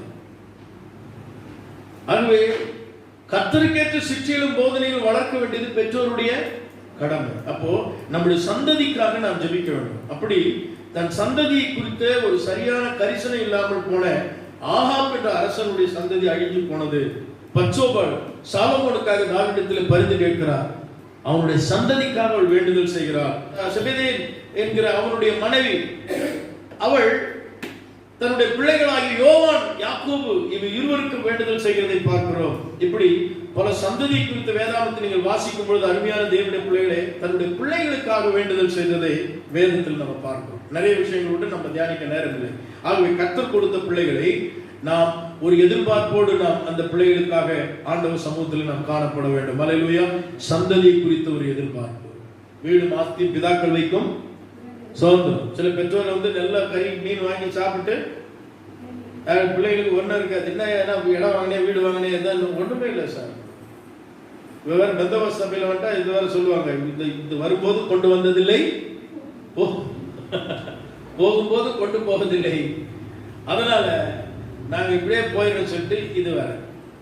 உண்மைதான், ஆனா எப்பன்னு யாருக்கு தெரியும்? அல்லேலூயா. 2000 வருஷமா இயேசு வராருன்னு தான் சொல்லிட்டு இருக்கிறாங்க. அவர் வரும்போது வரட்டும். ஆனா நீ செய்ய வேண்டிய கடமை, நீ படிக்க வைக்கணும், அவங்கள ஒழுக்கத்துல வளர்க்கணும், அவங்களுக்கு வேண்டிய கடமைகளை நீ செய்யணும். அதை செய்யாமல் போனால் நீ ஒரு சிறந்த பெற்றோர் அல்ல. ஆகவே நம்முடைய சந்ததி குறித்த ஒரு எதிர்பார்ப்பு நமக்கு இருக்கணும். ஏன்னா இப்ப இருக்கிற ஜெனரேஷன்லாம் பார்த்தோம்னா, ஜெனரேஷன் ஏற்கனவே இருக்கிற ஜெனரேஷனுக்கு இப்ப இருக்கிற ஜெனரேஷனுக்கு ஒரு இடைவெளி வந்து விட்டது இல்லையா? ரொம்ப கேப் ஆயிடுச்சு. நான் நேற்று தினத்துல ஏர் கட் பண்ண கடைக்கு போனேன். போனா அங்க ஒரு 2 தம்பி வந்தான். ஒரு பையன் வந்தான், ஒரு பக்கம் ஃபுல்லா சுரண்டி எடுத்துட்டான், இந்த பக்கம் ஒதுக்கி விடுறாங்க. இன்னொரு தம்பி வந்தான், அவன் முடிச்சுட்டு இன்னும் அவன் வந்தான், சாரி இவங்களுக்கு வெட்டிட்டு நான் உங்களுக்கு விட்டு. அவன் பார்த்தா 2 பக்கம் சுரண்டி எடுத்து இங்க கூர்மையா வச்சான் பின்னாடி வச்சுட்டு, சரி இதோட போயிட மேல கொத்தா ஒரு கூடு மாதிரி நிக்குதுங்க, தனியா தீவு மாதிரி. சரி இதோட விடுவான்னு பார்த்தா சார் அங்க ஒரு கோடு போடுன்றான். அவரும் பாருங்க அந்த பிளேட் எடுத்து ஒரு கோடு போட்டாருங்க. இதெல்லாம் பார்த்துட்டு இருந்தேன். சந்ததி எங்க போயிட்டு இருக்குதுங்க? அப்போ இந்த சந்ததியை குறித்த ஒரு எதிர்பார்ப்பு இன்னைக்கு பேரண்ட்ஸ்க்கு இல்லை. எத்தனையோ பேச்சாளர்கள்லாம் பேசுறாங்க, நெக்ஸ்ட் ஜெனரேஷன் எப்படி இருக்கும், அவங்கள மோட்டிவேஷன் பண்ணுங்கன்னு சொல்லி நிறைய பேர் பேசுறாங்க. தேசத்துல தலைவர்கள் பேசுறாங்க, நல்ல அறிஞர்கள் பேசுறாங்க, யாருக்கும் அந்த செவியில போறதில்லை. பைபிள் அதான் சொல்லுது, உன் சந்ததி, உன் பிள்ளைகள் பக்திக்குரிய வழியில நடக்கணும், உன் சந்ததி சிறப்பா இருக்கணும் என்னெல்லாம் சொல்லி கொடுக்குது பாருங்க. அந்த சந்ததி குறித்த ஒரு எதிர்பார்ப்பே இல்லை. அல்லேலூயா, அல்லேலூயா. ஆகவே இப்படி சொட்டையா வெட்டிட்டு கடைசியில ஒரு கடுக்கம் வர போட்டிருந்தான் அந்த பையன். என்ன ஆம தெரியல. 25 வயது நிரம்புறதுக்கு முன்னாடியே கொலை, கொள்ளை, கற்பழிப்பு பல காரியங்கள்ல அந்த பிள்ளைகள் ஈடுபடுத்தப்படுறாங்க. நீங்க பாருங்க, எல்லாரும் என்னன்னா ஒரு மர்டர் நடந்தா அங்க எத்தனை வயசு ஆட்களுங்க? 25 வயதை தாண்டாது, 19 வயசு, 18 வயசு பிள்ளைகள். இப்படிப்பட்ட ஆவி இந்த பிள்ளைகளை தாக்கி இருக்கிறது. அவன் இந்த சந்ததி ஒழுக்கக்கேடாய் போய் கொண்டிருக்கிறது. இப்ப அடுத்த ஜெனரேஷனே இல்லாமல் போகிறது. ஆனா கர்த்தர் நமக்கு அருமையான பேர் உண்டு, தெரிந்து கொள்ளப்பட்ட சந்ததி, chosen generation. என்ன சந்ததிங்க? தெரிந்து கொள்ளப்பட்ட சந்ததி. அப்போ தெரிந்து கொள்ளப்பட்ட சந்ததியாக நம்முடைய சந்ததி, நமக்கு பின்வருகிற பிள்ளைகளை தேவன் விரும்பத்தக்கதான, தேசத்துக்கு பயனுள்ள, சமுதாயத்துக்கு பயனுள்ள நல்ல பிள்ளைகளை நாம் கொண்டு வர வேண்டும். அதுக்கு தான் இந்த பிரசங்கம் நான் பண்றேன். நம்முடைய ஜெனரேஷனை குறிச்ச ஒரு எதிர்பார்ப்பு இருக்கணும். காசு வேணும், காசு வேணும், துணி வேணும், பொருள் வேணும், இதையே ஜெபம் பண்ணாதீங்க. எதுக்கு ஜெபம் பண்ணுங்க? பிள்ளைகளுக்காக ஜெபம் பண்ணுங்க. கைகளை தட்டி கர்த்தருக்கு ஸ்தோத்திரம் பண்ணலாம். ஹalleluya, ஹalleluya, ஹalleluya. இந்த பிள்ளைகளுக்காக ஜெபிக்கிற ஒரு ஜெபம் உங்களுக்கு தேவை. நர்மையான தேவனுடைய பிள்ளைகளே, இந்த ஜெனரேஷன் பாழாய் போய் கொண்டிருக்கிறது. ஆகவே கர்த்தர் நம்ம கரத்தில் கொடுத்திருக்கிற பிள்ளைகளுக்காக ஒரு எதிர்பார்ப்போடு வளர்ப்போம். அவன் சிறந்தவனாய் வருவான், பக்திக்குரியவனாய் வருவான், அவன் ஆசீர்வதிக்கப்பட்டவனாய் வருவான், சமுதாயத்தில் அநேகருக்கு நன்மை செய்கிறவனாய் வருவான் என்ற ஒரு எதிர்பார்ப்பு இருக்குமானால் நீ எதிர்பார்த்திருக்கிற முடிவை கர்த்தர் தருவார். எப்படின்னா போட்டீங்கன்னா அது எப்படின்னா போயிடும். அல்லேலூயா. நிச்சயமா கர்த்தர் என் பிள்ளைகளை ஆசீர்வதிப்பார். நீங்கள் வளர்த்து பாருங்க, கர்த்தர் அப்படியே செய்வார். அல்லேலூயா. வேதம் சொல்லுது, தாவீது நிமித்தம் அவன் பிள்ளைகளை ஆசீர்வதித்தார். அப்படிதானே சொல்லுது பைபிள். அப்ப ஆபிரகாம் நிமித்தம் அவன் பிள்ளைகளை கர்த்தர் ஆசீர்வதிக்கிறார். உங்கள் நிமித்தம் உங்கள் பிள்ளைகளை ஆசீர்வதிக்க சொன்னா இப்பொழுது நீங்கள் ஒவ்வொரு நாளும் அந்த எதிர்பார்ப்போடு கூட நீங்க ஜெபம் பண்ணுங்க. ஒரு செய்தியை நான் கேட்டேன். ஒரு பெற்றோர் தன் பிள்ளையை வளர்த்து ஆளாக்கி, அந்த சம்பவத்தை சொல்றேன்னா சொல்லி தெரியவில்லை. அந்த பெற்றோர் தன் மகனை படிக்க வைத்து சிறப்பாய் அவனை உருவாக்கினாங்க. அவன் வெளிநாட்டுக்கு போனான். தன் மனைவி பிள்ளைகளோடு போய் அங்கே செட்டில் ஆயிட்டான். அங்கே வேலை கிடைத்தது. அங்கே அவன் வாழ்ந்து கொண்டிருந்தான். தன் தாய் தகப்பனார் வயது சென்றவர்கள் அந்த பழைய வீட்டில் குடியிருந்தாங்க. திடீர்னு ஒரு நாள் வந்தான், கார் எடுத்துட்டு வந்தான். கிளம்புங்க, நீங்க ரெடி ஆகுங்க, எல்லாம் துணிமணிலாம் எடுத்து பேக் பண்ணான். அந்த தாய் தகப்பனார் நினைச்சிட்டா, பரவாயில்ல, எங்களை மகன் எங்க கொண்டு போறாரு, எங்க கூட்டு போறாருங்க? வெளிநாட்டுக்கு கூட்டு போறான் எங்க மகன் அப்படின்னு ரொம்ப சந்தோஷமா இருந்தாங்க. கார் போய் ஒரு இடத்துல நின்னுச்சு. அது ஓல்டேஜ் ஹோம். ஆமென். நான் கொண்டு போய், நீங்க இந்த வீட்டில் ஏன் நீங்க தனியா இருக்கிறீங்க, வேஸ்டா அது இருக்குது, இதை விட உங்களுக்கு சேஃப்டியா உங்க நல்லா கவனிச்சுக்குவாங்க, உங்க நல்லா சமைச்சு சாப்பாடு கொடுப்பாங்க, நீங்க பாதுகாப்பா இருக்கலாம், உங்களுக்கு சிக்காயிட்டா அவங்களே பார்த்துப்பாங்க, அதுக்குரிய பணமெல்லாம் நான் கட்டிட்டேன், நீங்க இங்கே இருங்க அப்படின்னு சொல்லிட்டு ஓல்டேஜ் ஹோம்ல விட்டுட்டு அவங்க கல்யாணம் பாருங்க. அந்த பெற்றோர் மனம் எவ்வளவு வேதனைப்பட்டிருக்கும். உடைத்து போனார்கள், அழுது புலம்பினார்கள். நான் இதே காரியத்தை படப்பையில் ஒரு ஓல்டேஜ் ஹோம் இருக்குது, அங்கே ஒரு செமினார் வச்சாங்க, கொரியா மிஷினரி. அந்த செமினார் முடிஞ்சுதான் அந்த ஓல்டேஜ் ஹோம் கீழ்த்தளத்தில் இருக்குதுங்க. அங்கே நான் போய் இறங்கி போனேன். அந்த வயசானவங்க இருக்கிறாங்க, பெரிய பணக்காரங்க, பிள்ளைங்கள்லாம் ஆஸ்திரேலியா, பிள்ளைங்கள்லாம் ஜெர்மன்ல இருக்கிறான்றாங்க. ஒருத்தர்கிட்ட போய் கேட்டுங்க, ரொம்ப வேதனையை சொன்னார் அந்த பெரியவர். இது மாதிரி தனிமைப்படுத்தப்பட்டதுனால என்ன பண்ணிட்டாங்கன்னா, அந்த தகப்பனார் வந்து இதை நினைச்சு நினைச்சு இறந்துட்டார். அல்லேலூயா. ஓல்டேஜ் ஹோம்ல விட்டுட்டு போனா பாருங்க அமெரிக்கா, திரும்ப வந்து தன் தகப்பனாரை ஈமக்காரிகளை செய்து அடக்கம் பண்ணினான். அவன் வர வரைக்கும் வெயிட் பண்ணாங்க. அடக்கலாம் முடிஞ்சது.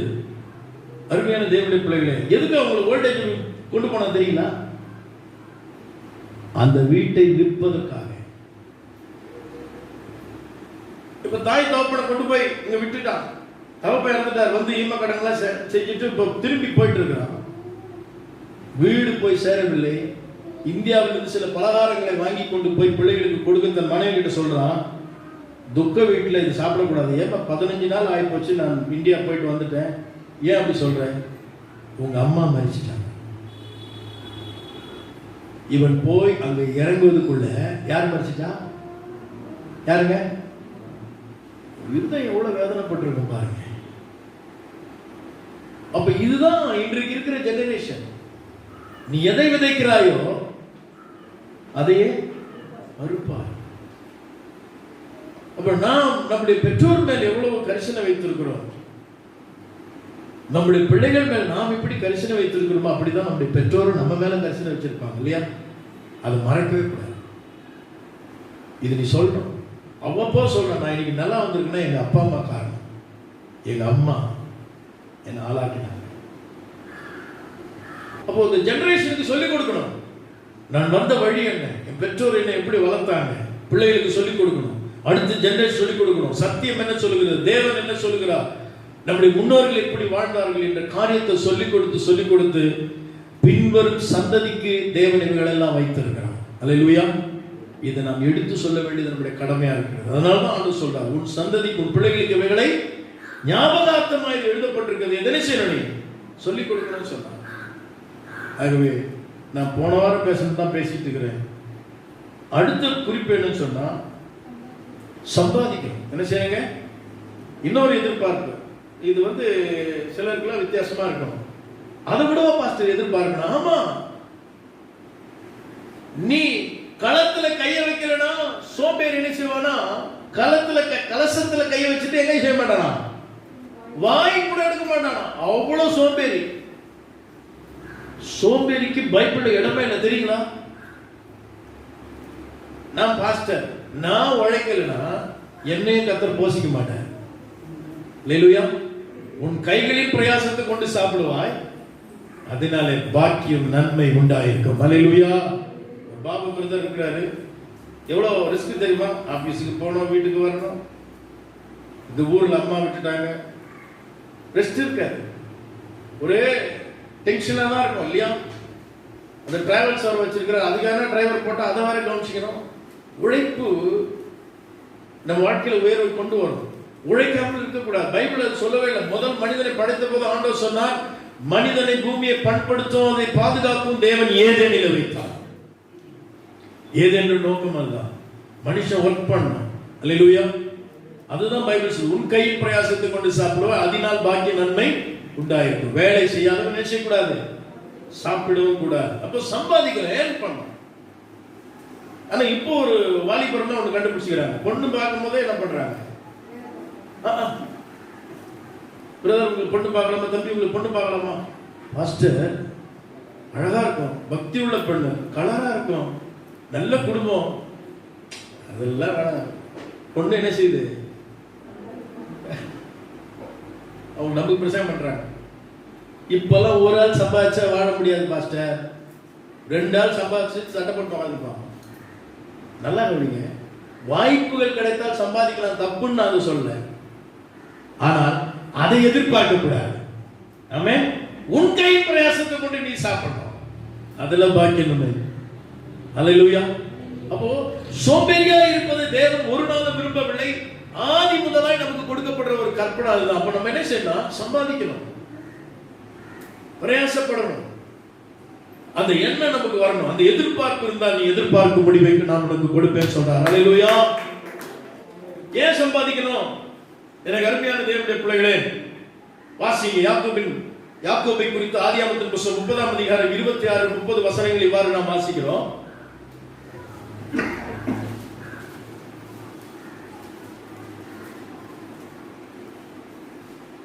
வேகமா. நான் உனக்கு ஊழியம் செய்து சம்பாதித்த என் மனைவிகளையும் என் பிள்ளைகளையும் எனக்கு தாரும். நான் போவேன், நான் உம்மிடத்தில் சேவித்த சேவகத்தை நீர் அறிந்திருக்கிறீர் என்றான். பாருங்க, இவர் சம்பாதிச்சது யாருங்க? நான் சம்பாதித்த மனைவிகள்ன்றார். ஹல்லேலூயா.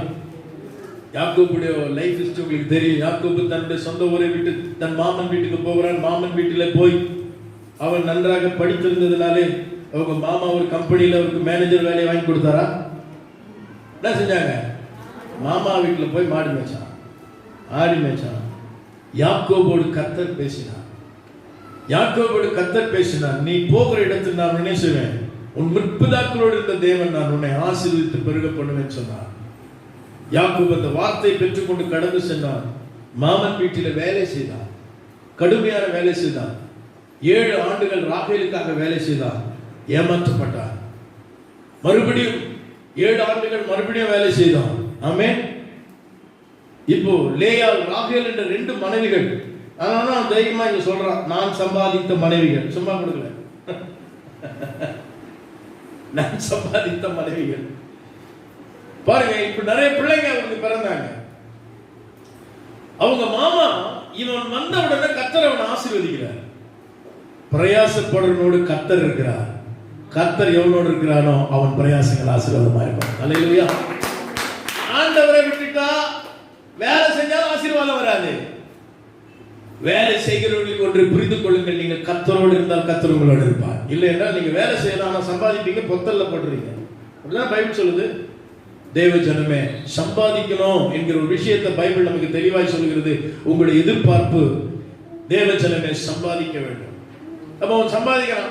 20 வருஷம் ஒர்க் பண்ணியிருக்கான். எத்தனை வருஷங்க? 20 வருஷம் ஒர்க் பண்ணியிருக்கான் யாக்கோபு லாபான் வீட்டுல. அப்போ இந்த 20 வருஷத்துல பாத்தீங்கன்னா ஒரே ஆளு போனா லாபான் கிட்ட ஒரு 1000 ஆடு இருக்குமானால் யாக்கோபு கிட்ட என்ன இருக்குதுங்க? 10,000 ஆடு இருக்குன்னு வச்சுங்களேன். இப்ப யார் பெரிய ஆளு? யாக்கோபு பெரிய ஆள் ஆயிடும். இப்ப லாபானுக்கு ஒண்ணும் புரியல.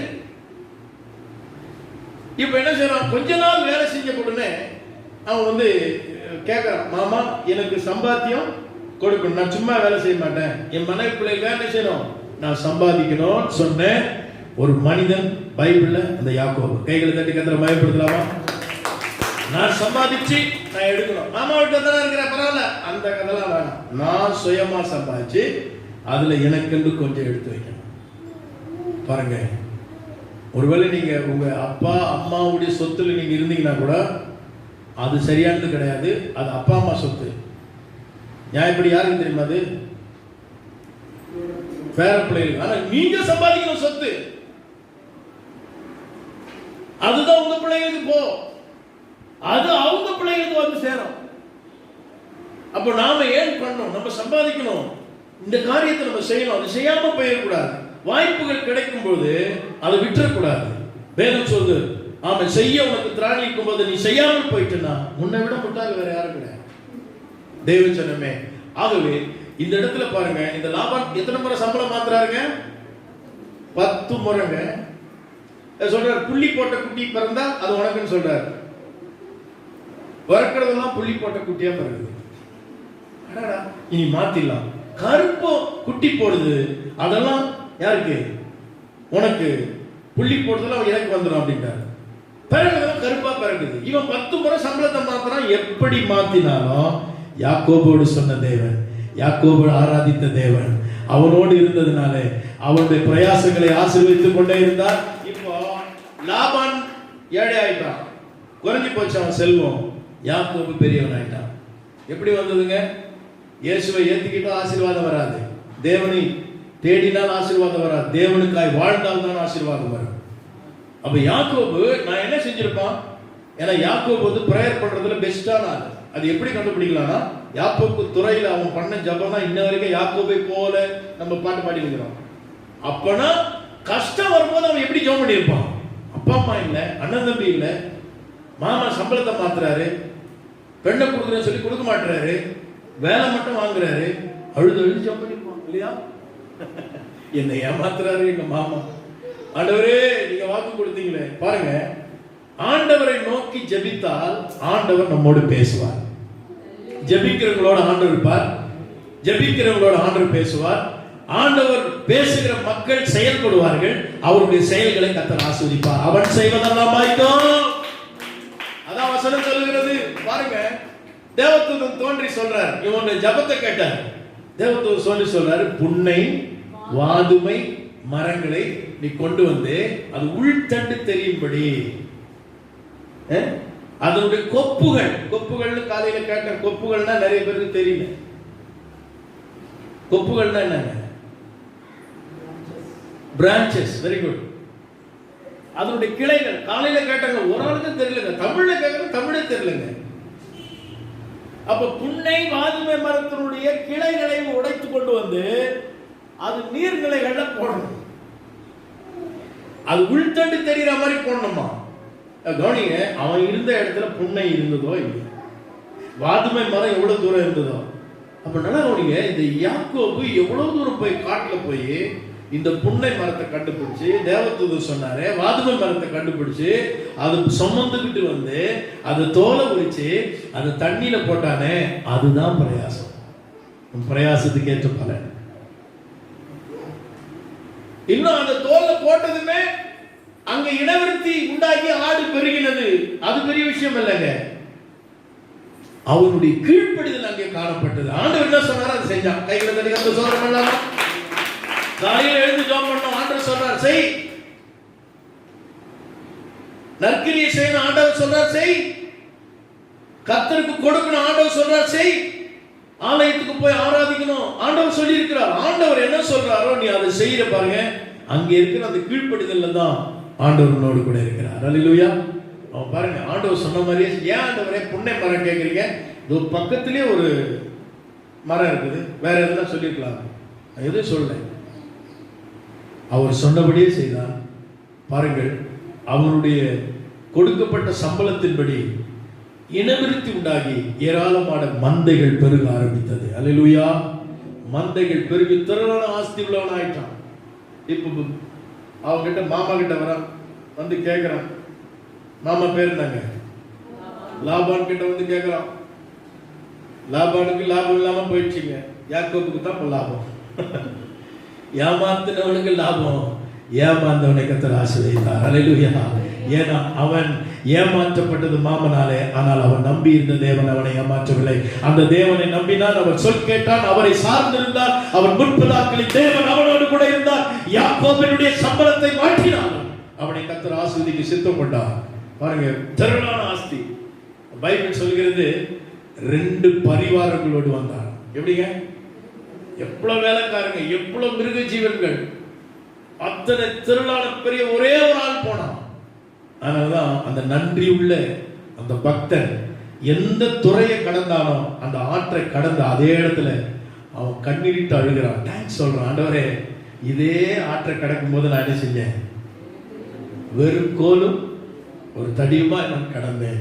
ஆனால் இப்பொழுது நான் 2 பரிவாரங்கள் உடையவனானே. என் அருமையான தேவ ஜனமே, இதுல தேவனுடைய மேல் இருந்த விசுவாசம் இருந்தது, தேவனுக்கு கீழ்ப்படுகிற சிந்தை இருந்தது, இதுல யாக்கோபுடைய கடினமான உழைப்பு இருந்தது. இதெல்லாம் சேர்ந்துதான் கர்த்தர் யாக்கோபை ஆசீர்வதிச்சார். நம்ம என்ன பண்றோம்? ஒருத்தர் ஜெபம் பண்ண வந்தது, ஈசாக்கை போல ஆண்டவரே, யாக்கோபை போல ஆண்டவரே. என்ன பாடுபட்டிருக்கிறாங்க? உழைப்பு இல்லாமல் உயர்வு இல்லை, பிரயாசம் இல்லாமல் வாழ்வு கிடையாது. வேதம் நமக்கு அதை சொல்லிக் கொடுக்கிறது. ஒருவேளை இதுவரைக்கும் நீங்க களத்துல கையை வச்சு வாய்க்கு கொண்டு வர சோம்பேறி இருப்பீன்னு சொன்னால் நீங்கள் பிரயாசப்படும்படி கர்த்தர் சொல்லுகிறார். தாய்மார்கள் நீங்கள் சோம்பலா இருப்பீன்னு சொன்னா உங்க குடும்பத்துல ஆசீர்வாதம் வராது. குணசாலியான ஸ்திரீக்கு நல்ல உதாரணம் 31 நீதிமொழிகள். அவளுடைய சுறுசுறுப்பை, அவளுடைய கண்விழிப்பை, அவளுடைய ஜாக்கிரதை, அவள் விசாரிக்கிற காரியங்களை, கணக்கு பார்க்கிற காரியங்களை அழகா எழுதி வைத்திருக்கிறது பைபிள். ஒரு பெண் தான் ஒரு குடும்பத்தை கட்டி எழுப்ப முடியும். அல்லேலூயா.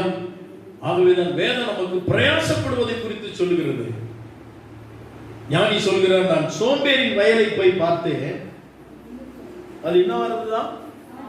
அது முள்ளுக்காடா இருந்ததா, காஞ்சேரி அதை மூடி இருந்ததா. ஏன்னா வெட்டவே மாட்டான், அதை விதைக்கவே மாட்டான். சோம்பேறி குளிர்கிறது என்று என்ன செய்வானா? ஆமா, படுத்துக் கொள்வானா. சோம்பேறி கீழ்முனையில ஆடுகிற கதவு மாதிரி. ஏன் கீழ்முனையில ஆடுகிற கதவு சொல்லுங்க? இப்படிதான் நம்ம நிறைய படிச்சுட்டு முடிச்சுக்கணும். ஏங்க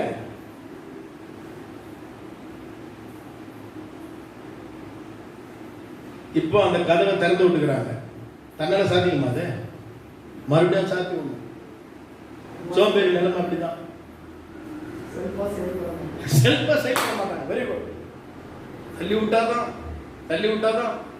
பாருங்க எவ்வளவு ஒரு தெளிவாய் நம்முடைய வேதம் சொல்கிறது படி உலகத்துல யாரும் சொல்லலங்க. ஆதியாகமத்திலிருந்து நீங்க எடுத்துட்டு வாங்களேன். சம்பாதிக்கணும், பிரயாசப்படணும், உழைக்கணும் என்ற விஷயத்தை பைபிள் சொல்லிக்கிட்டே இருக்குது. அல்லேலூயா. இந்த செய்தியை இந்த மாதிரி நீங்க கேட்டிருக்க மாட்டீங்க. நீங்கள் உங்களுடைய சம்பாத்தியத்தை எதிர்பாருங்கள் என்று நான் பிரசங்கிக்கிறேன். அல்லேலூயா. நான் நல்லா சம்பாதிக்கிறேன் ஆண்டவரே, ஜெபம் பண்ணுங்க.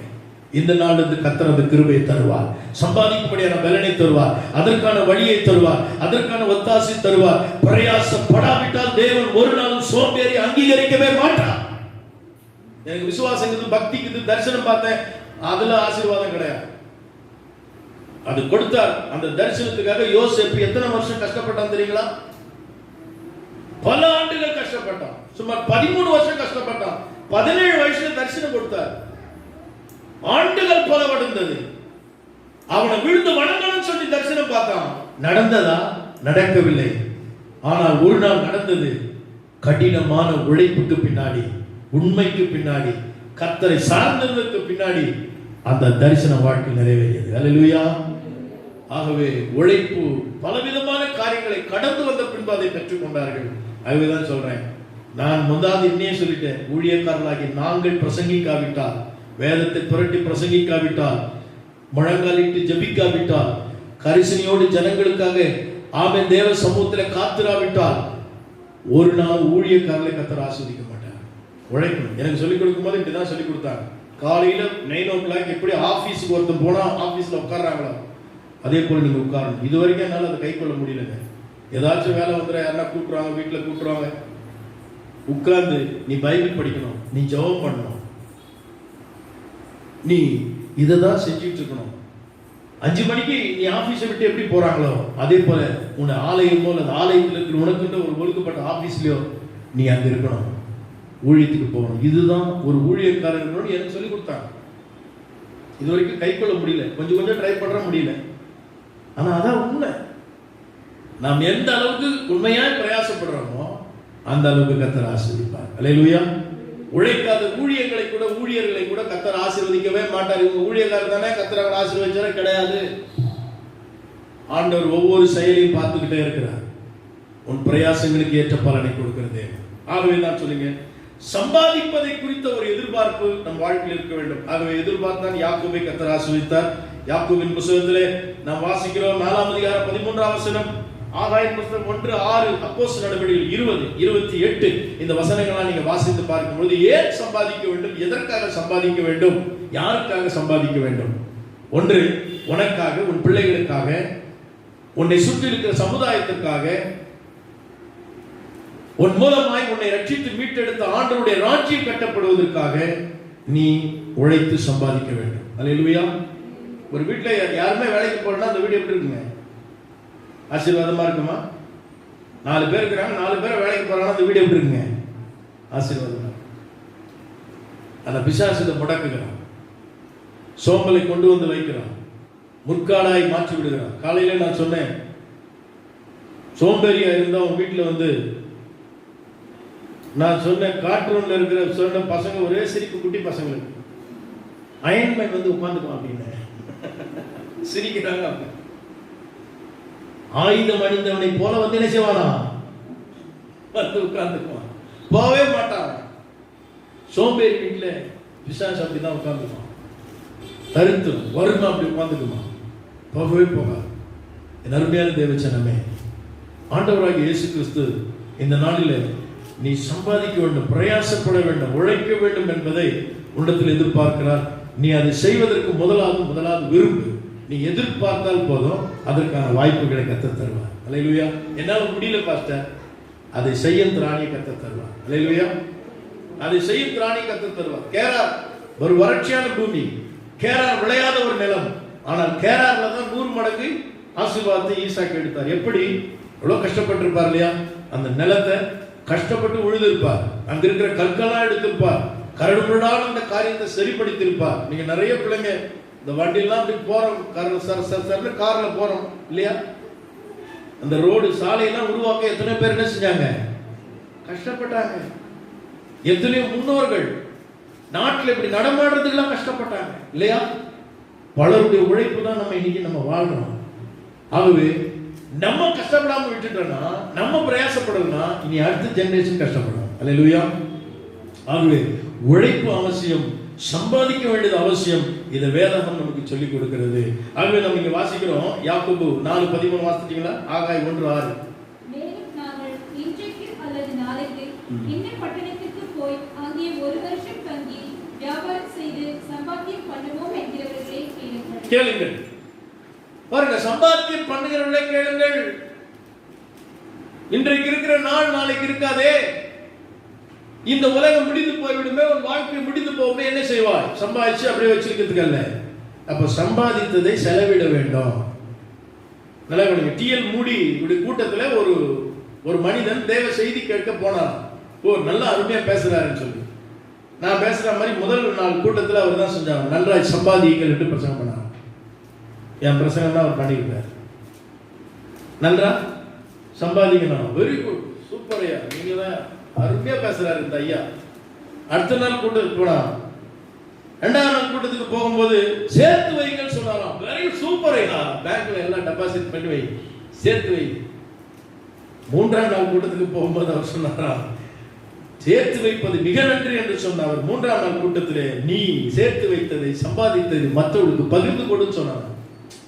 இந்த ஆள் மாதிரி மோசமான பிரசங்கர் யாருமே கிடையாது. முதல் நாள் சொன்னாரு நியாயங்க, 2ஆம் நாள் சொன்னாரு அருமையா சொன்னாருங்க. ஆனா 3ஆம் நாள் சொன்னது அது ஏத்துக்க முடியாது. இன்னைக்கு 3ஆம் நாள் நிலைமையில தான் நம்ம இருக்கிறோம். அல்லேலூயா, அல்லேலூயா. அதனாலதான் சொல்றேன், தேவன் நம்மை படைத்த நோக்கமே நம் ஆசீர்வாதத்தை பெறுவதற்கும் நம் மூலமாய் பிறர் ஆசீர்வதிக்கப்படுவதற்கும் தேவன் நம்மை வைத்திருக்கிறார். அதற்கு தான் இந்த உடல், அதற்கு தான் இந்த அறிவு, அதற்கு தான் இந்த திராணி திறமைகள், இவைகளெல்லாம் கொடுக்கப்பட்டிருக்குது. இயேசு இதை குறித்து பல விஷயங்கள் சொல்லிக்கிட்டே போறார். நீங்க பைபிள் அதை வாசித்து பார்த்தீங்கன்னா, நான் நிறைய காரியங்கள் கொண்டு வந்து என்ன பேசுறது எனக்கு நேரம் இல்லை. தேவ ஜனமே, வேதாகமத்தில் மிக அழகா இதை குறித்து சொல்லப்பட்டிருக்கிறது. பிரியமான தேவ பிள்ளைகளே, தாளந்து விஷயத்தை இயேசு அப்படிதான் சொன்னார். அல்லேலூயா. தூர தேசத்துக்கு ஒரு எஜமான் போனா, அவன் போகும்போது சில இடத்துல 5 தாளந்து ஒரு இடத்துல, 2 தாளந்து ஒரு இடத்துல, 1 தாளந்து ஒரு இடத்துல கொடுத்தா, நீங்கள் இதை பணமாக்கி வைங்கன்னு சொன்னா, 5 தாளந்து வைத்திருந்தவன் அதை பிரயாசப்பட்டு அதை வியாபாரம் பண்ணியோ உழைத்தோ அல்லது விவசாயம் செய்தோ அதை ரெட்டிப்பாக்கி எஜமான் வரும்போது கொடுத்தான். ஐயா நீ கொடுத்த 5 தாளந்து தாங்க, 10 தாளந்து தான் தரேன், இது இவ்வளவு லாபம் கிடைச்சுன்னு சொன்னான். என்னையும் கடவுள் ஆசீர்வதிச்சார், நீங்க கொடுத்ததுனால இப்ப நல்லா இருக்குன்னு சொன்னான். பரவாயில்லப்பா, நீ உழைச்ச உண்மையுள்ள ஊழியக்காரன் பண்ணி அப்படின்னு சொன்னார். 2 தாளந்து வச்சிருந்தோம்னா அதே மாதிரி அவன் திராணிக்கு ஏற்றபடி செய்தான். 1 தாளந்து பெற்றவன் இவங்கிட்ட 5 கொடுத்திருந்தா இருக்கும் பாருங்க, வேஸ்டா தான் போயிருக்கும். இப்ப புரிஞ்சுக்கங்க. அதனால தான் கர்த்தர் நம்மகிட்ட ஒண்ணு கொடுத்து வச்சிருக்க. யார்கிட்ட எதை கொடுத்தால் எப்படி இருக்கும் என்று தெரியும். அருமையான தேவச்சனமே, ஒண்ணு கொடுத்தாரு. அந்த ஒண்ணு கொடுத்ததுல கொஞ்சத்திலே உண்மை இல்லாம அது என்ன செஞ்சா தெரியுமா? அதை வச்சு வியாபாரம் பண்ணிருக்கான். அதை ரெட்டிப்பா இருக்கலாம், அவன் வாழ்ந்திருக்கலாம், அவன் சாப்பிட்டிருக்கலாம், ஒண்ணுமே செய்யல. அதை கொண்டு போய் புதைத்து வைத்தான். இயேசு, வேதம், நம்முடைய முன்னோர்கள் எல்லாம் தெளிவாய் எழுதி வைத்திருக்கிறாங்க, தெளிவாய் எழுதி வைத்திருக்கிறாங்க. ஆகவேதான் அந்த மனிதன் அதை போய் நீ விதைக்காத இடத்துல அறுக்கிறவர், இவர் பிரசங்கம் பண்றார் அப்படி சொல்லிட்டு அந்த தாளத்தை போய் புதைத்து வைத்தான். உண்மையற்றவனே, அழுகையும் படிக்கும் பற்கடிப்பு நிறைந்த இடத்துல உன்னை கொண்டு போவான்னு சொன்னார். உண்மை உள்ளவனுக்கு அந்த 5 தாழ்ந்து பெற்ற ரெட்டிப்பாக்கின அவனிடத்துல இதையும் அவனுக்கு கொடுக்கப்பட்டது. பாருங்கள் அருமையான தேவஜனமே. அப்ப வேதம் என்ன சொல்லுது? உழைக்க வேண்டும். வாசித்து பாருங்கள். எபேசியர் 4:28, 1 தெசலோனிக்கர் 4:12, 2 தெசலோனிக்கர் 3:11-12 வசனங்கள்லாம் இதான் சொல்லுது. அவனவன் தன் சொந்த கையினாலே பிரயாசப்பட்டு என்ன செய்யணுமா? வேலை செய்து பிரயாசப்பட்டு சம்பாதித்து அவன் வாழ வேண்டும் என்று புதிய ஏற்பாட்டுக்கான சபைக்கு அப்போஸ்தலனாகிய பவுல் எழுதி வைத்திருக்கிறார். ஏராளமான வசனங்கள் அப்படி எழுதி வைத்திருக்கிறார். அப்போ அவனவன் தன் சொந்த பிரயாசத்துல சாப்பிடணும், வேலை செய்யணும் அப்படின்னு சொல்றாரு. அப்போ ஒரு வேலை குறித்த ஒரு எதிர்பார்ப்பு, சம்பாதிக்க வேண்டும் என்ற ஒரு எதிர்பார்ப்பு, ஒரு ஏற்றம் நமக்குள்ள வருமானால் அதற்கான வழிகளை கர்த்தர் திறப்பார். திறக்க மாட்டார். கைகளை தட்டி கர்த்தரை மையப்படுத்தலாமா? ஹalleluya, ஹalleluya, ஹalleluya, ஆமென், ஆமென். உலகத்தில் எத்தனை பிசினஸ்மேன் அவர்கள் வளர்ந்த விதங்களை நீங்கள் பார்ப்பீர்கள் சொன்னால், சின்ன அந்த முதலீடு, அந்த சின்ன முதலீடை வைத்து அவங்க எப்படி வளர்ந்தாங்க, எத்தனை அவமானம், எத்தனை நிந்தைகள், எத்தனை போராட்டங்கள், எத்தனை உழைப்பு, எத்தனை கண்விழிப்புகள். சோர்ந்து போகவில்லை, உழைத்தார்கள். இன்னைக்கு உலகத்திலே அவர்கள் உன்னத நிலையில வைக்கப்பட்டிருக்கிறாங்க. வேதமும் அதைத்தான் சொல்கிறது. ஹalleluya. சோம்பேறிக்கு தேவனுடைய ராஜ்யத்துல இடம் கிடைக்காது. ஹalleluya. அப்ப சோம்பேறி பூமிக்குரிய நன்மையை பெறவே முடியாது. 2 இடத்துல அவங்க ஆசீர்வாதத்தை இழந்துருவாங்க. ஆகவே நாம சம்பாதிப்போம். ஹalleluya. உழைப்போம். நம் கைகளின் பிரயாசத்தின் பலனை நாம் பெற்றுக்கொள்ளும்படி தேவ சமூகத்தில் அந்த எதிர்பார்ப்போடு கூட இருப்போம். ஆகாயம் 1:6 வாசிக்கும் பொழுது வேதம் எதிர்த்தான் சொல்லுது, அவங்க சம்பாதிக்கிறாங்க, திருப்தி இல்லை. ஏன்? அவங்க இன்னொரு பார்வை இல்லை, இன்னொரு பார்வை இல்லை. தேவ ராஜ்யத்தை குறித்த ஒரு பார்வை இல்லை. இயேசு சொன்னார், நான் பசியா இருந்தேன், எனக்கு ஆகாரம் கொடுக்கவில்லை. நான் வஸ்திரம் இல்லாதிருந்தேன், நான் தாகமா இருந்தேன், ஆமா நான் சிறைப்பட்டிருந்தேன், யாரையும் வந்து பார்க்கல. நான் வியாதி படுக்கையில் இருந்தேன், யாரையும் வந்து விசாரிக்கல. கேட்கறாங்க, எப்ப ஆண்டவரே உங்களுக்கு இதெல்லாம் நடந்தது? நீங்க எப்ப சரியா இருந்தீங்க, எப்ப வியாதியா இருந்தீங்க கேட்கறாங்க. அது சொல்ல, என்னையா இந்த சிறியாரில் எதை செய்தீர்களோ அது எனக்கே செய்தீர்கள்.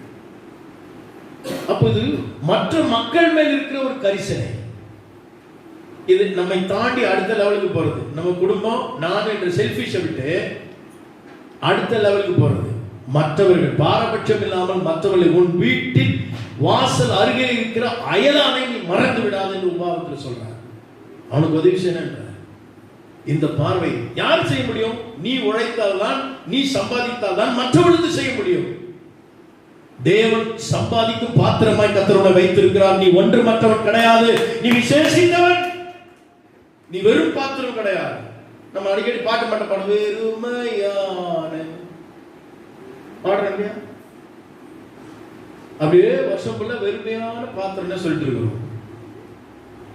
ஆனால் நிரம்பி வழியும் பாத்திரமாய் தேவன் நம்மை மாற்ற, அதுக்கு தான் கர்த்தர் நம்மளை அழைச்சிருக்கிறார். அப்ப நாம சம்பாதித்தால் தான், நாம் உழைத்தால் தான், பிரயாசப்பட்டால் தான் நாம் மற்றவர்களுக்கு உதவி செய்ய முடியும், தேவராஜ்யத்துக்கு உதவி செய்ய முடியும். இதுக்கு தான் கர்த்தர் நம்மளை வச்சிருக்கிறார். அல்லேலூயா. என்னுடைய வாழ்க்கை, என் அயலகத்தானுடைய தேவை, என் தேவனுடைய ராஜ்யத்தின் தேவை. அல்லேலூயா. இந்த 3 விஷயம் உங்க பார்வையில் இருக்கிறாங்க. அல்லேலூயா. தேவராஜ்யத்தை விட்டுறக்கூடாது, அயலகத்தாரை என்ன செய்யக்கூடாது, உன் சத்துரு பசியா இருந்தா என்ன செய்யக்கூடாது, வெரி குட், பசியா இருந்தா அப்படியே சாப்பிட்டோம் அப்படின்னு நினைக்கக்கூடாது. உன் சத்துருக்காக என்ன செய்யாது, சந்தோஷப்படக்கூடாது. இயேசு இதெல்லாம் சொல்லி கொடுத்திருக்கிறார். அப்போ ஆண்டவர், நான் உதவி செய்கிற மகனா நான் மாற வேண்டும், அதுக்கு என்ன ஆயத்தப்படுத்தினேன். என்னை நான் ஒப்பு கொடு எதிர்பார்க்கிறேன் ஆண்டவரே. சம்பாதிக்கும்படி நான் என்னை ஒப்பு கொடுக்கிறேன் ஆண்டவரே. யாக்கோபை போல என்னை ஒப்பு கொடுக்கிறேன், ஈசாக்கை போல என்னை ஒப்பு கொடுக்கிறேன், யோசேப்பை போல என்னை ஒப்பு கொடுக்கிறேன். ஆண்டவரின் பிரயாசத்தின் பலனை எடுக்கத்தக்கதா என்னை ஆசீர்வதியும் ஆண்டவரே. நான் பிறருக்கு ஆசீர்வாதத்தின் பாத்திரமாய் மாறட்டும் என்று உன்னை ஒப்பு கொடுப்பாய் என கர்த்தர் பயன்படுத்துவார். யோசேப்பு கிட்ட களத்தில் பல கலங்கள் நிறைந்த நிலம் இருந்ததா? அங்கே பெரிய உணவு கிடங்கு அவங்க கிட்ட இருந்ததா? ஒண்ணுமே கிடையாது. அவங்க யாருங்க? எகிப்துக்கு போன ஒரு அகதி. ஆனால் எகிப்து தேசத்துல பெரிய மந்திரி அவன் தான். அல்லேலூயா. அத்தனை பெரிய உயர்வு கிடைச்சு அவன் தான் தானியம் கொடுக்கிறான். தன் தகப்பன் வீட்டாருக்கு படி எடுக்கும்படி கர்த்தர் அவனை மாற்றினார். யோசேப்புடைய உழைப்பு. ஆகவே சத்தியங்களை கொண்டு செல்லுங்க. வேலை செய்ய என்ன செய்யக்கூடாது? நீங்க சாப்பிடவே கூடாது. பைபிள் அதான் சொல்லுது. வேலை செய்யாதவன் சாப்பிடாதற்கு கிழவன். ஆகவே ஆகாயில சொல்லப்பட்டிருக்கிறது, நீங்கள் மச்சிப்பாவி வீடுகள் இருக்கிறீர்களே, என்னுடைய பெட்டியோ கூடாரத்தில் இருக்கிறது. ஆகவே ஆலயத்தை குறித்த ஒரு கரிசனை அவர்களுக்கு இல்லை. ஆண்டவர் சொல்றாரு, உங்கள் வழிகளை சிந்தித்து பாருங்கள். நீங்கள் புசித்து திருப்தி அடைகிறது, நீங்கள் போர்த்தி கொண்டு குளிர் அடங்குகிறதில்லை. நீங்கள் சம்பாதித்த பணத்தை பொத்தலான பையில போடுகிற வண்ணமாய் போடுகிறீர்கள்.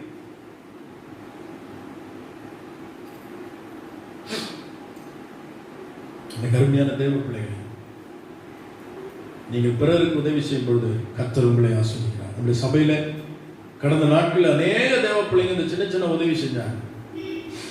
அந்த பிள்ளைகள் எல்லாம் கர்த்தர் ஆசீர்வதிப்பாங்க. இன்று வரைக்கும் சில பிள்ளைங்க உதவி செய்யறாங்க. இன்று வரைக்கும் சில பிள்ளைங்க உதவி, அந்த உதவி எல்லாம் சமயத்தில் ஒரு பாஸ்டர் இருந்தார், ரொம்ப கஷ்டத்தோடு வந்தாங்க. அவங்களுக்கு அந்த உதவி செய்யணும். யாரெல்லாம் உதவி செய்யறாங்களோ அதை வாங்கி அப்படி கொடுத்துடணும். உதவி செய்கிற அந்த மனப்பாங்கு நமக்கு இருக்கணும். உதவி செய்வதற்கான திராணி நமக்கு இருக்கணும். அதற்கு தேவன் எதிர்பார்க்கிற ஒன்று, உன் கையின் பிரயாசங்கள், உன் உழைப்பு. நீ வேலை செய்து சம்பாதிக்க வேண்டும். உனக்காக, உன் அயலகத்தானுக்காக, தேவ ராஜ்யத்துக்காக நீ உதவி செய்கிற ஒரு மகனாய் நீ மாற வேண்டும். அல்லேலூயா, அல்லேலூயா. கர்த்தர் அவிதமாய் உன்னை ஆசீர்வதிக்க தேவன் சித்தமுள்ளவராய் இருக்கிறார். ஆகவே ஒத்தலான பையிலே சம்பாதிக்கிறவனமாய் உன் சம்பாத்தி இருக்கக்கூடாது. காரணம், நீ கர்த்தருடைய காரியங்களை நினைக்கிறதே இல்லை. தேவன் அந்த காரியத்தில் உன்னிடத்தில் எதிர்பார்க்கிறார். வேதாகமம் சொல்லுது, அப்போஸ்தலர் 20:23-28 இந்த வசனம் சொல்லுது, இயேசு பாருங்க, அவரும் நம்மளை சம்பாதிச்சுன்னு சொல்றாங்க. ஆண்டவர் கூட நம்மளை சம்பாதிச்சிருக்கிறார். இந்த வசனம் வாசிங்கம்மா. ஆகையால் உங்களை குறித்தும் தேவன் தம்முடைய சுய ரத்தத்தினாலே சம்பாதித்துக் கொண்ட தமது சபையை மேய்ப்பதற்கு பரிசுத்த ஆவி உங்களை போறோம். அப்போ இயேசு கிறிஸ்து நம்மளை கூட என்ன பண்ணிருக்கிறாருங்க? சம்பாதிச்சுக்கிறாருமா. நம்மளை சம்பாதித்து இருக்கிறார். எவ்வளவு பெரிய தியாகம் தெரியுமா? நம்மளாம் ஈஸியா வரலங்க. நமக்காக ஒரு மிகப்பெரிய தியாகம் செய்திருக்கிறார். பரத்திலிருந்து பூமிக்கு இறங்கி வந்திருக்கிறார். தன்னை முழுமையா ஒப்பு கொடுத்திருக்கிறார். எவ்வளவு பெரிய தியாகம் இயேசு செய்திருக்கிறார். நாம் அவருடைய சுய ரத்தத்தினால சம்பாதிக்கப்பட்டிருக்கிறோம். அவர் சம்பாதித்த மந்தை நாம், அவருடைய பொக்கிஷம் நாம். ஆகவே அருள்பாடுபட்டார். இரவு பகலெல்லாம் அவர் ஜெபித்தார். பிதாவுடைய சித்தத்தை செய்ய வந்தார். சிலுவையில நமக்காக அத்தனை பெரிய தியாகத்தை அவர் செய்தார். நம்மை சம்பாதித்துக் கொண்ட ஒரு தெய்வம் அவர். அல்லேலூயா, அல்லேலூயா. என்னை கேட்கிற அருமையான கர்த்தருடைய ஜனமே, ஆகவேதான் நான் சொல்லுகிறேன், நாம் நம்முடைய கைகளின் பிரயாசத்தை கொண்டு நாம் இந்த உலகத்தில் வாழும்படி நம்முடைய எதிர்பார்ப்பு நம்முடைய சந்ததியை மட்டுமல்ல, நம்முடைய எதிர்பார்ப்பு நாம் சம்பாதிக்க வேண்டும். அல்லேலூயா. சம்பாதனை பின்னாடி போயிடக்கூடாது. இந்த காரணங்களை சொன்னேன். நீ சம்பாதிக்கிறது உன்னுடைய குடும்பத்துக்கு, உன்னுடைய திருச்சபைக்கு, உன்னுடைய அயலகத்தானுக்கு. இந்த 3 விஷயங்கள் மனதில் வைத்துக் கொள்ளுங்கள். இது பைபிள் சொல்றது, நான் சொல்ல. பைபிள் சொல்ற காரியத்தை நீங்க செய்யணும். ஒவ்வொரு ரட்சிக்கப்பட்ட பிள்ளைகளும் இதை செய்யணும். உங்களால் இயன்ற மட்டும் நீங்க இதை செய்யணும். இதை நீங்க செய்யாம விட்டுறவே கூடாது. எனக்கு அருமையான தேவனுடைய பிள்ளைகளே, இதற்கு எனக்கு தகுதி இல்லையே, எனக்கு வாய்ப்பு இல்லைன்னு நீங்க சொல்லக்கூடாது. இங்க நான் ஒன்றை மட்டும் சொல்கிறேன், எதிர்பார்த்தால் போதும், மற்றவர்களை கர்த்தர் பார்த்துக் கொள்வார். என்ன வேணுங்க? ஒரு ஏக்கம் வேணும். நான் அப்படி செய்ய விரும்புகிறேன் ஆண்டவரே, 4 பேருக்கு நன்மை செய்யணும் ஆண்டவரே, என்னை ஆசீர்வதிங்க ஆண்டவரே, நான் மற்றவர்களுக்கு உதவி செய்யணும் ஆண்டவரே, என்னை ஆசீர்வதிங்க ஆண்டவரே. நீங்க சொல்லி பாருங்களேன். கர்த்தர் சமுதாயத்துக்கும் சபைக்கும் உன் குடும்பத்திற்கும் ஒரு ஆசீர்வாதத்தின் பாத்திரமாய் உன்னை மாற்றப் போகிறார். அப்ப சம்பாதிக்கணும்னு ஒரு எதிர்பார்ப்பு உனக்கு இருக்கணும். அப்படிப்பட்ட எதிர்பார்ப்போடு கூட உங்கள் வாழ்க்கையை அமைத்துக் கொள்ளுங்கள். தேவன் உங்களுக்கு ஒத்தாசை செய்வார் என்று நான் என்னுடைய செய்தியை முடிக்கிறேன். மற்ற எதிர்பார்ப்புகளை வரும் நாட்களில் நம்ம பார்க்கலாம். அல்லேலூயா. 2 எதிர்பார்ப்புகளை நம்ம பார்த்திருக்கோம். ஒன்று, ஆமா, சந்ததி குறித்த ஒரு எதிர்பார்ப்பு இருக்கணும். எப்போ ஜெபம் பண்ணாலும் பிள்ளைகளை மறந்துடக்கூடாது. பிள்ளைங்களுக்கு மேல ஒரு கரிசனை இருக்கணும். ஒரு எதிர்பார்ப்போடு அந்த பிள்ளைகளுக்காக ஜெபிச்சு வளர்க்கணும். 2வது, சம்பாதிக்கணும், உழைக்கணும், சம்பாதிக்கணும். சோம்பலுக்கு இடம் கொடுக்க கூடாது. ஒரு நாளும் தேவ பிள்ளைகளே உழைக்காம எந்த காரியமும் நடக்காது. இது பைபிள் நமக்கு சொல்லிக் கொடுக்கிற அருமையான சத்தியம். ஆகவே சம்பாதிக்க வேண்டும், ஏன் பண்ணணும், சம்பாதிக்கணும் என்கிற அந்த உணர்வோடு நீங்கள் செயல்படுங்கள். கர்த்தர் உங்களை ஆசீர்வதிப்பாராக. நாம் யாவரும் ஒரு பாடல் ஒன்றை பாடும்போது கர்த்தருக்காக நான் காணிக்க செலுத்தும். கர்த்தர் நல்லவர், துதியுங்கள், அவர் கிருபை என்றும் உள்ளது. தேவாதி தேவனை துதியுங்கள், அவர் கிருபை என்றும் உள்ளது.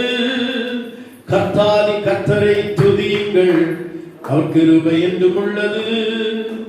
அற்புதங்கள் செய்பவரை துதியுங்கள், அவர் கிருபை என்றும் உள்ளது.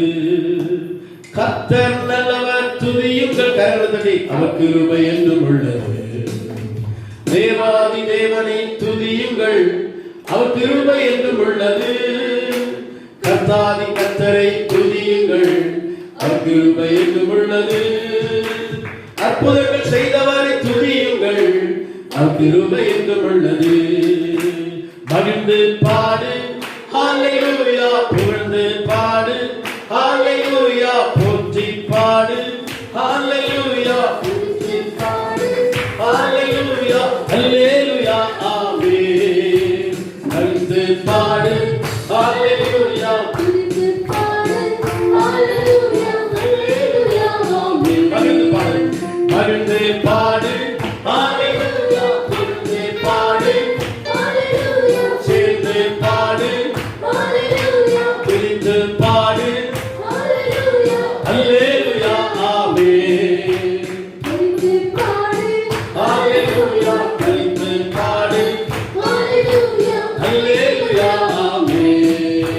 ஹல்லேலூயா, ஹல்லேலூயா, ஹல்லேலூயா, ஹல்லேலூயா, ஹல்லேலூயா, ஹல்லேலூயா. Hallelujah, hallelujah, hallelujah, hallelujah, hallelujah, hallelujah. Hallelujah, hallelujah, hallelujah, hallelujah, hallelujah, hallelujah. Hallelujah, hallelujah, hallelujah, hallelujah, hallelujah, hallelujah. Hallelujah, hallelujah, hallelujah, hallelujah, hallelujah, hallelujah. Hallelujah, hallelujah, hallelujah, hallelujah, hallelujah, hallelujah. கர்த்தர் நல்லவர், துதியுங்கள், அவர் கிருபை என்றும் உள்ளது. தேவாதி தேவனை துதியுங்கள், அவர் கிருபை என்றும் உள்ளது. கர்த்தாதி கர்த்தரை துதியுங்கள், அவர் கிருபை என்றும் உள்ளது. அற்புதங்கள் செய்பவரை துதியுங்கள், அவர் கிருபை என்றும் உள்ளது. கர்த்தர் நல்லவர், துதியுங்கள், அவர் கிருபை என்றும் உள்ளது. தேவாதி தேவனை துதியுங்கள், கர்த்தாதி கர்த்தரை துதியுங்கள், அற்புதங்கள் செய்தவரை துதியுங்கள். மகிழ்ந்து பாடு, மகிழ்ந்து பாடு, சேர்ந்து பாடு, துதித்து பாடு. Hallelujah, amen. Hallelujah, hallelujah, hallelujah, amen. மகிழ்ந்து பாடு hallelujah, புகழ்ந்து பாடு hallelujah, சேர்ந்து பாடு hallelujah, hallelujah, amen. Hallelujah, hallelujah, hallelujah, amen. நம்முடைய தேவன் நல்லவர். அவர் மகிழ்ச்சியோடு நாம் துதித்துக் கொண்டிருக்கிறோம். இந்த காலங்களிலே நாம் தொடர்ந்து எதிர்பார்ப்பை குறித்து தேவ வார்த்தை கேட்டுக் கொண்டிருக்கிறோம். நம்முடைய சந்ததியை குறித்த ஒரு எதிர்பார்ப்போடு தேவ சமூகத்துக்கு நாம் வர வேண்டும். நாம் சம்பாதிக்க வேண்டும். இந்த உலகத்திலே அநேகருக்கு நான் ஆசீர்வாதத்தின் பாத்திரமாய் மாற வேண்டும் என்கிற உழைக்கும் மனிதனாய், சோம்பலுக்கு இடம் கொடுத்தவனாய் அல்ல, பிரயாசப்படுகிறவனாய் சம்பாதிக்க வேண்டும் என்கிற அப்படிப்பட்ட இருதயத்தோடு தேவ சமூகத்துக்கு வர வேண்டும் என்று கர்த்தர் நம்மோடு பேசியிருக்கிறார். இயேசுவும் தம்முடைய சுயரத்தத்தினால் நம்மை சம்பாதித்திருக்கிறார். நாம் தேவராஜ்யத்தில் பணிக்காக, தேசத்தில் இன்னல் படுகிற கஷ்டப்படுகிற அநேக மக்களுக்காக, ஏன் நம்முடைய குடும்பத்திற்காக நாம் பிரயாசப்பட வேண்டும். உன்னத தேசம் பார்த்துக் கொண்டிருக்கிறது. நீ ஒரு ஆசீர்வாதத்தின் பாத்திரம். தேவன் உன்னை பயன்படுத்த விரும்புகிறார். உனக்குரியது அல்ல, உன்னை பயன்படுத்த கர்த்தர் விரும்புகிறார். எத்தனையோ சாட்சிகள் உண்டு இந்த உலகத்துல. ஒன்று மற்றவர்களை கொண்டு அநேகருக்கு ஆசீர்வாதமாய் தேவன் மாற்றியிருக்கிறார். இந்த பிரயாசங்கள் நீ மட்டுமல்ல, யாக்கோபு உழைத்த போது அவன் தேவனோடு கூட இணைந்து செயல்பட்டான். அவர் சொல்லுகிறபடி செய்தான். அவன் ஜெபித்தான், வாக்கை பெற்றான், தரிசனம் பெற்றான், பிரயாசப்பட்டான். அவன் சம்பளங்களை மாற்றினாலும் அவன் சம்பாத்தியம் மிகுந்ததாக இருந்தது. அவன் ஆஸ்தி பெருகிக் கொண்டே இருந்தது. காரணம், தேவனோடு பயணிக்கிற ஒரு மனிதனுடைய வாழ்க்கையில் நன்மைகள் பெருகாமல் இருக்கவே முடியாது. இந்த காலை ஆராதனை தேவ சமூகத்தில் வந்திருக்கிறோம். நாம் சம்பாதிக்க வேண்டும் என்கிற ஒரு எதிர்பார்ப்பு தேவ சமூகத்தில் வாங்க. கர்த்தர் உங்களுடைய பிசினஸ் ஆசீர்வதிப்பார். உங்க வேலை ஸ்தலத்தில் உங்களை ஆசீர்வதித்து மேன்மைப்படுத்துவார். நீங்க செய்கிற தொழில கர்த்தர் ஒரு முன்னேற்றத்தை கர்த்தர் கொடுப்பார். உங்களுடைய எதிர்பார்ப்புகள் தான் உங்கள் உழைப்புக்கான பலனை கொண்டு வரும். ஒரு நாள் உழைக்காமல் இருக்க வேண்டாம், சோம்பலாய் இருக்க வேண்டாம். வேதகம் நமக்கு எச்சரித்து சொல்கிறது. அவனவன் தன் சொந்த கையினால் பிரயாசப்பட்டு சாப்பிட கடவுள் என்று எழுதப்பட்டிருக்கிறது. பிரயாசப்படும்படியா ஒரு எதிர்பார்ப்போடு கர்த்தரிடத்தில் வருவோம். சம்பாதிக்கிற ஒரு எதிர்பார்ப்பு. ஆண்டவரே, எனக்கு அந்த கிருபையை தாங்க, எனக்கு அந்த பலனை தாங்க, அதற்கான வழியை திறந்து கொடுங்க. பிரதர், இந்த செய்தி உன்னோடு கூட கர்த்தர் பேசுகிறார். நீ ஆண்டவரிடத்தில் கேட்டு பாருங்க. கர்த்தர் உங்களை ஆசீர்வதிக்க போகிறார். எத்தனையோ சாட்சிகளை சொல்ல எனக்கு சமயம் இல்லை. நீங்கள் கேட்டு பாருங்க. கர்த்தர் உங்களை ஆசீர்வாதத்தின் பாத்திரமாய் மாற்றப் போகிறார். உழைக்க நம்மை ஒப்புக் கொடுக்கலாமா? பிரயாசப்பட நம்மை ஒப்புக் கொடுக்கலாமா? Glory to God. Glory to God. இந்த நாள் கர்த்தர் நம்மோடு கூட இடைப்பட்ட வார்த்தைகளுக்கு கர்த்தரை சோதரிப்போமா? சோதரம். காணிக்கை கொடுத்த கரங்களை தேவன் ஆசீர்வதிக்கும்படி, புதிதாக வந்த பிள்ளைகளை கர்த்தர் ஆசீர்வதிக்கும்படி சோதரம் சொல்லலாமா? ஸ்தோத்திரம். நாம் கேட்ட வசனத்தின்படியே தேவனாகிய கர்த்தர் மகத்துவமான காரியங்களை அவருடைய செய்தியின் வழியாக நம்மோடு இடைப்பட்டிருக்கிறார். தேவனாகிய கர்த்தர் தொடர்ந்து நம்மை நடத்துவாராக. அவர் நாமம் மகிமைப்படுவதாக. என்னோடு கூட ஜெபத்தை சொல்லுங்க. பரலோக பிதாவே, இந்த குமாரனாகிய இயேசுவின் நாமத்தினால் இந்த நாளில் ஆராதனை என்னோடு திரும்ப சொல்லுங்க. என்னோடு கூட நீங்க பேசியிருக்கிறீங்க.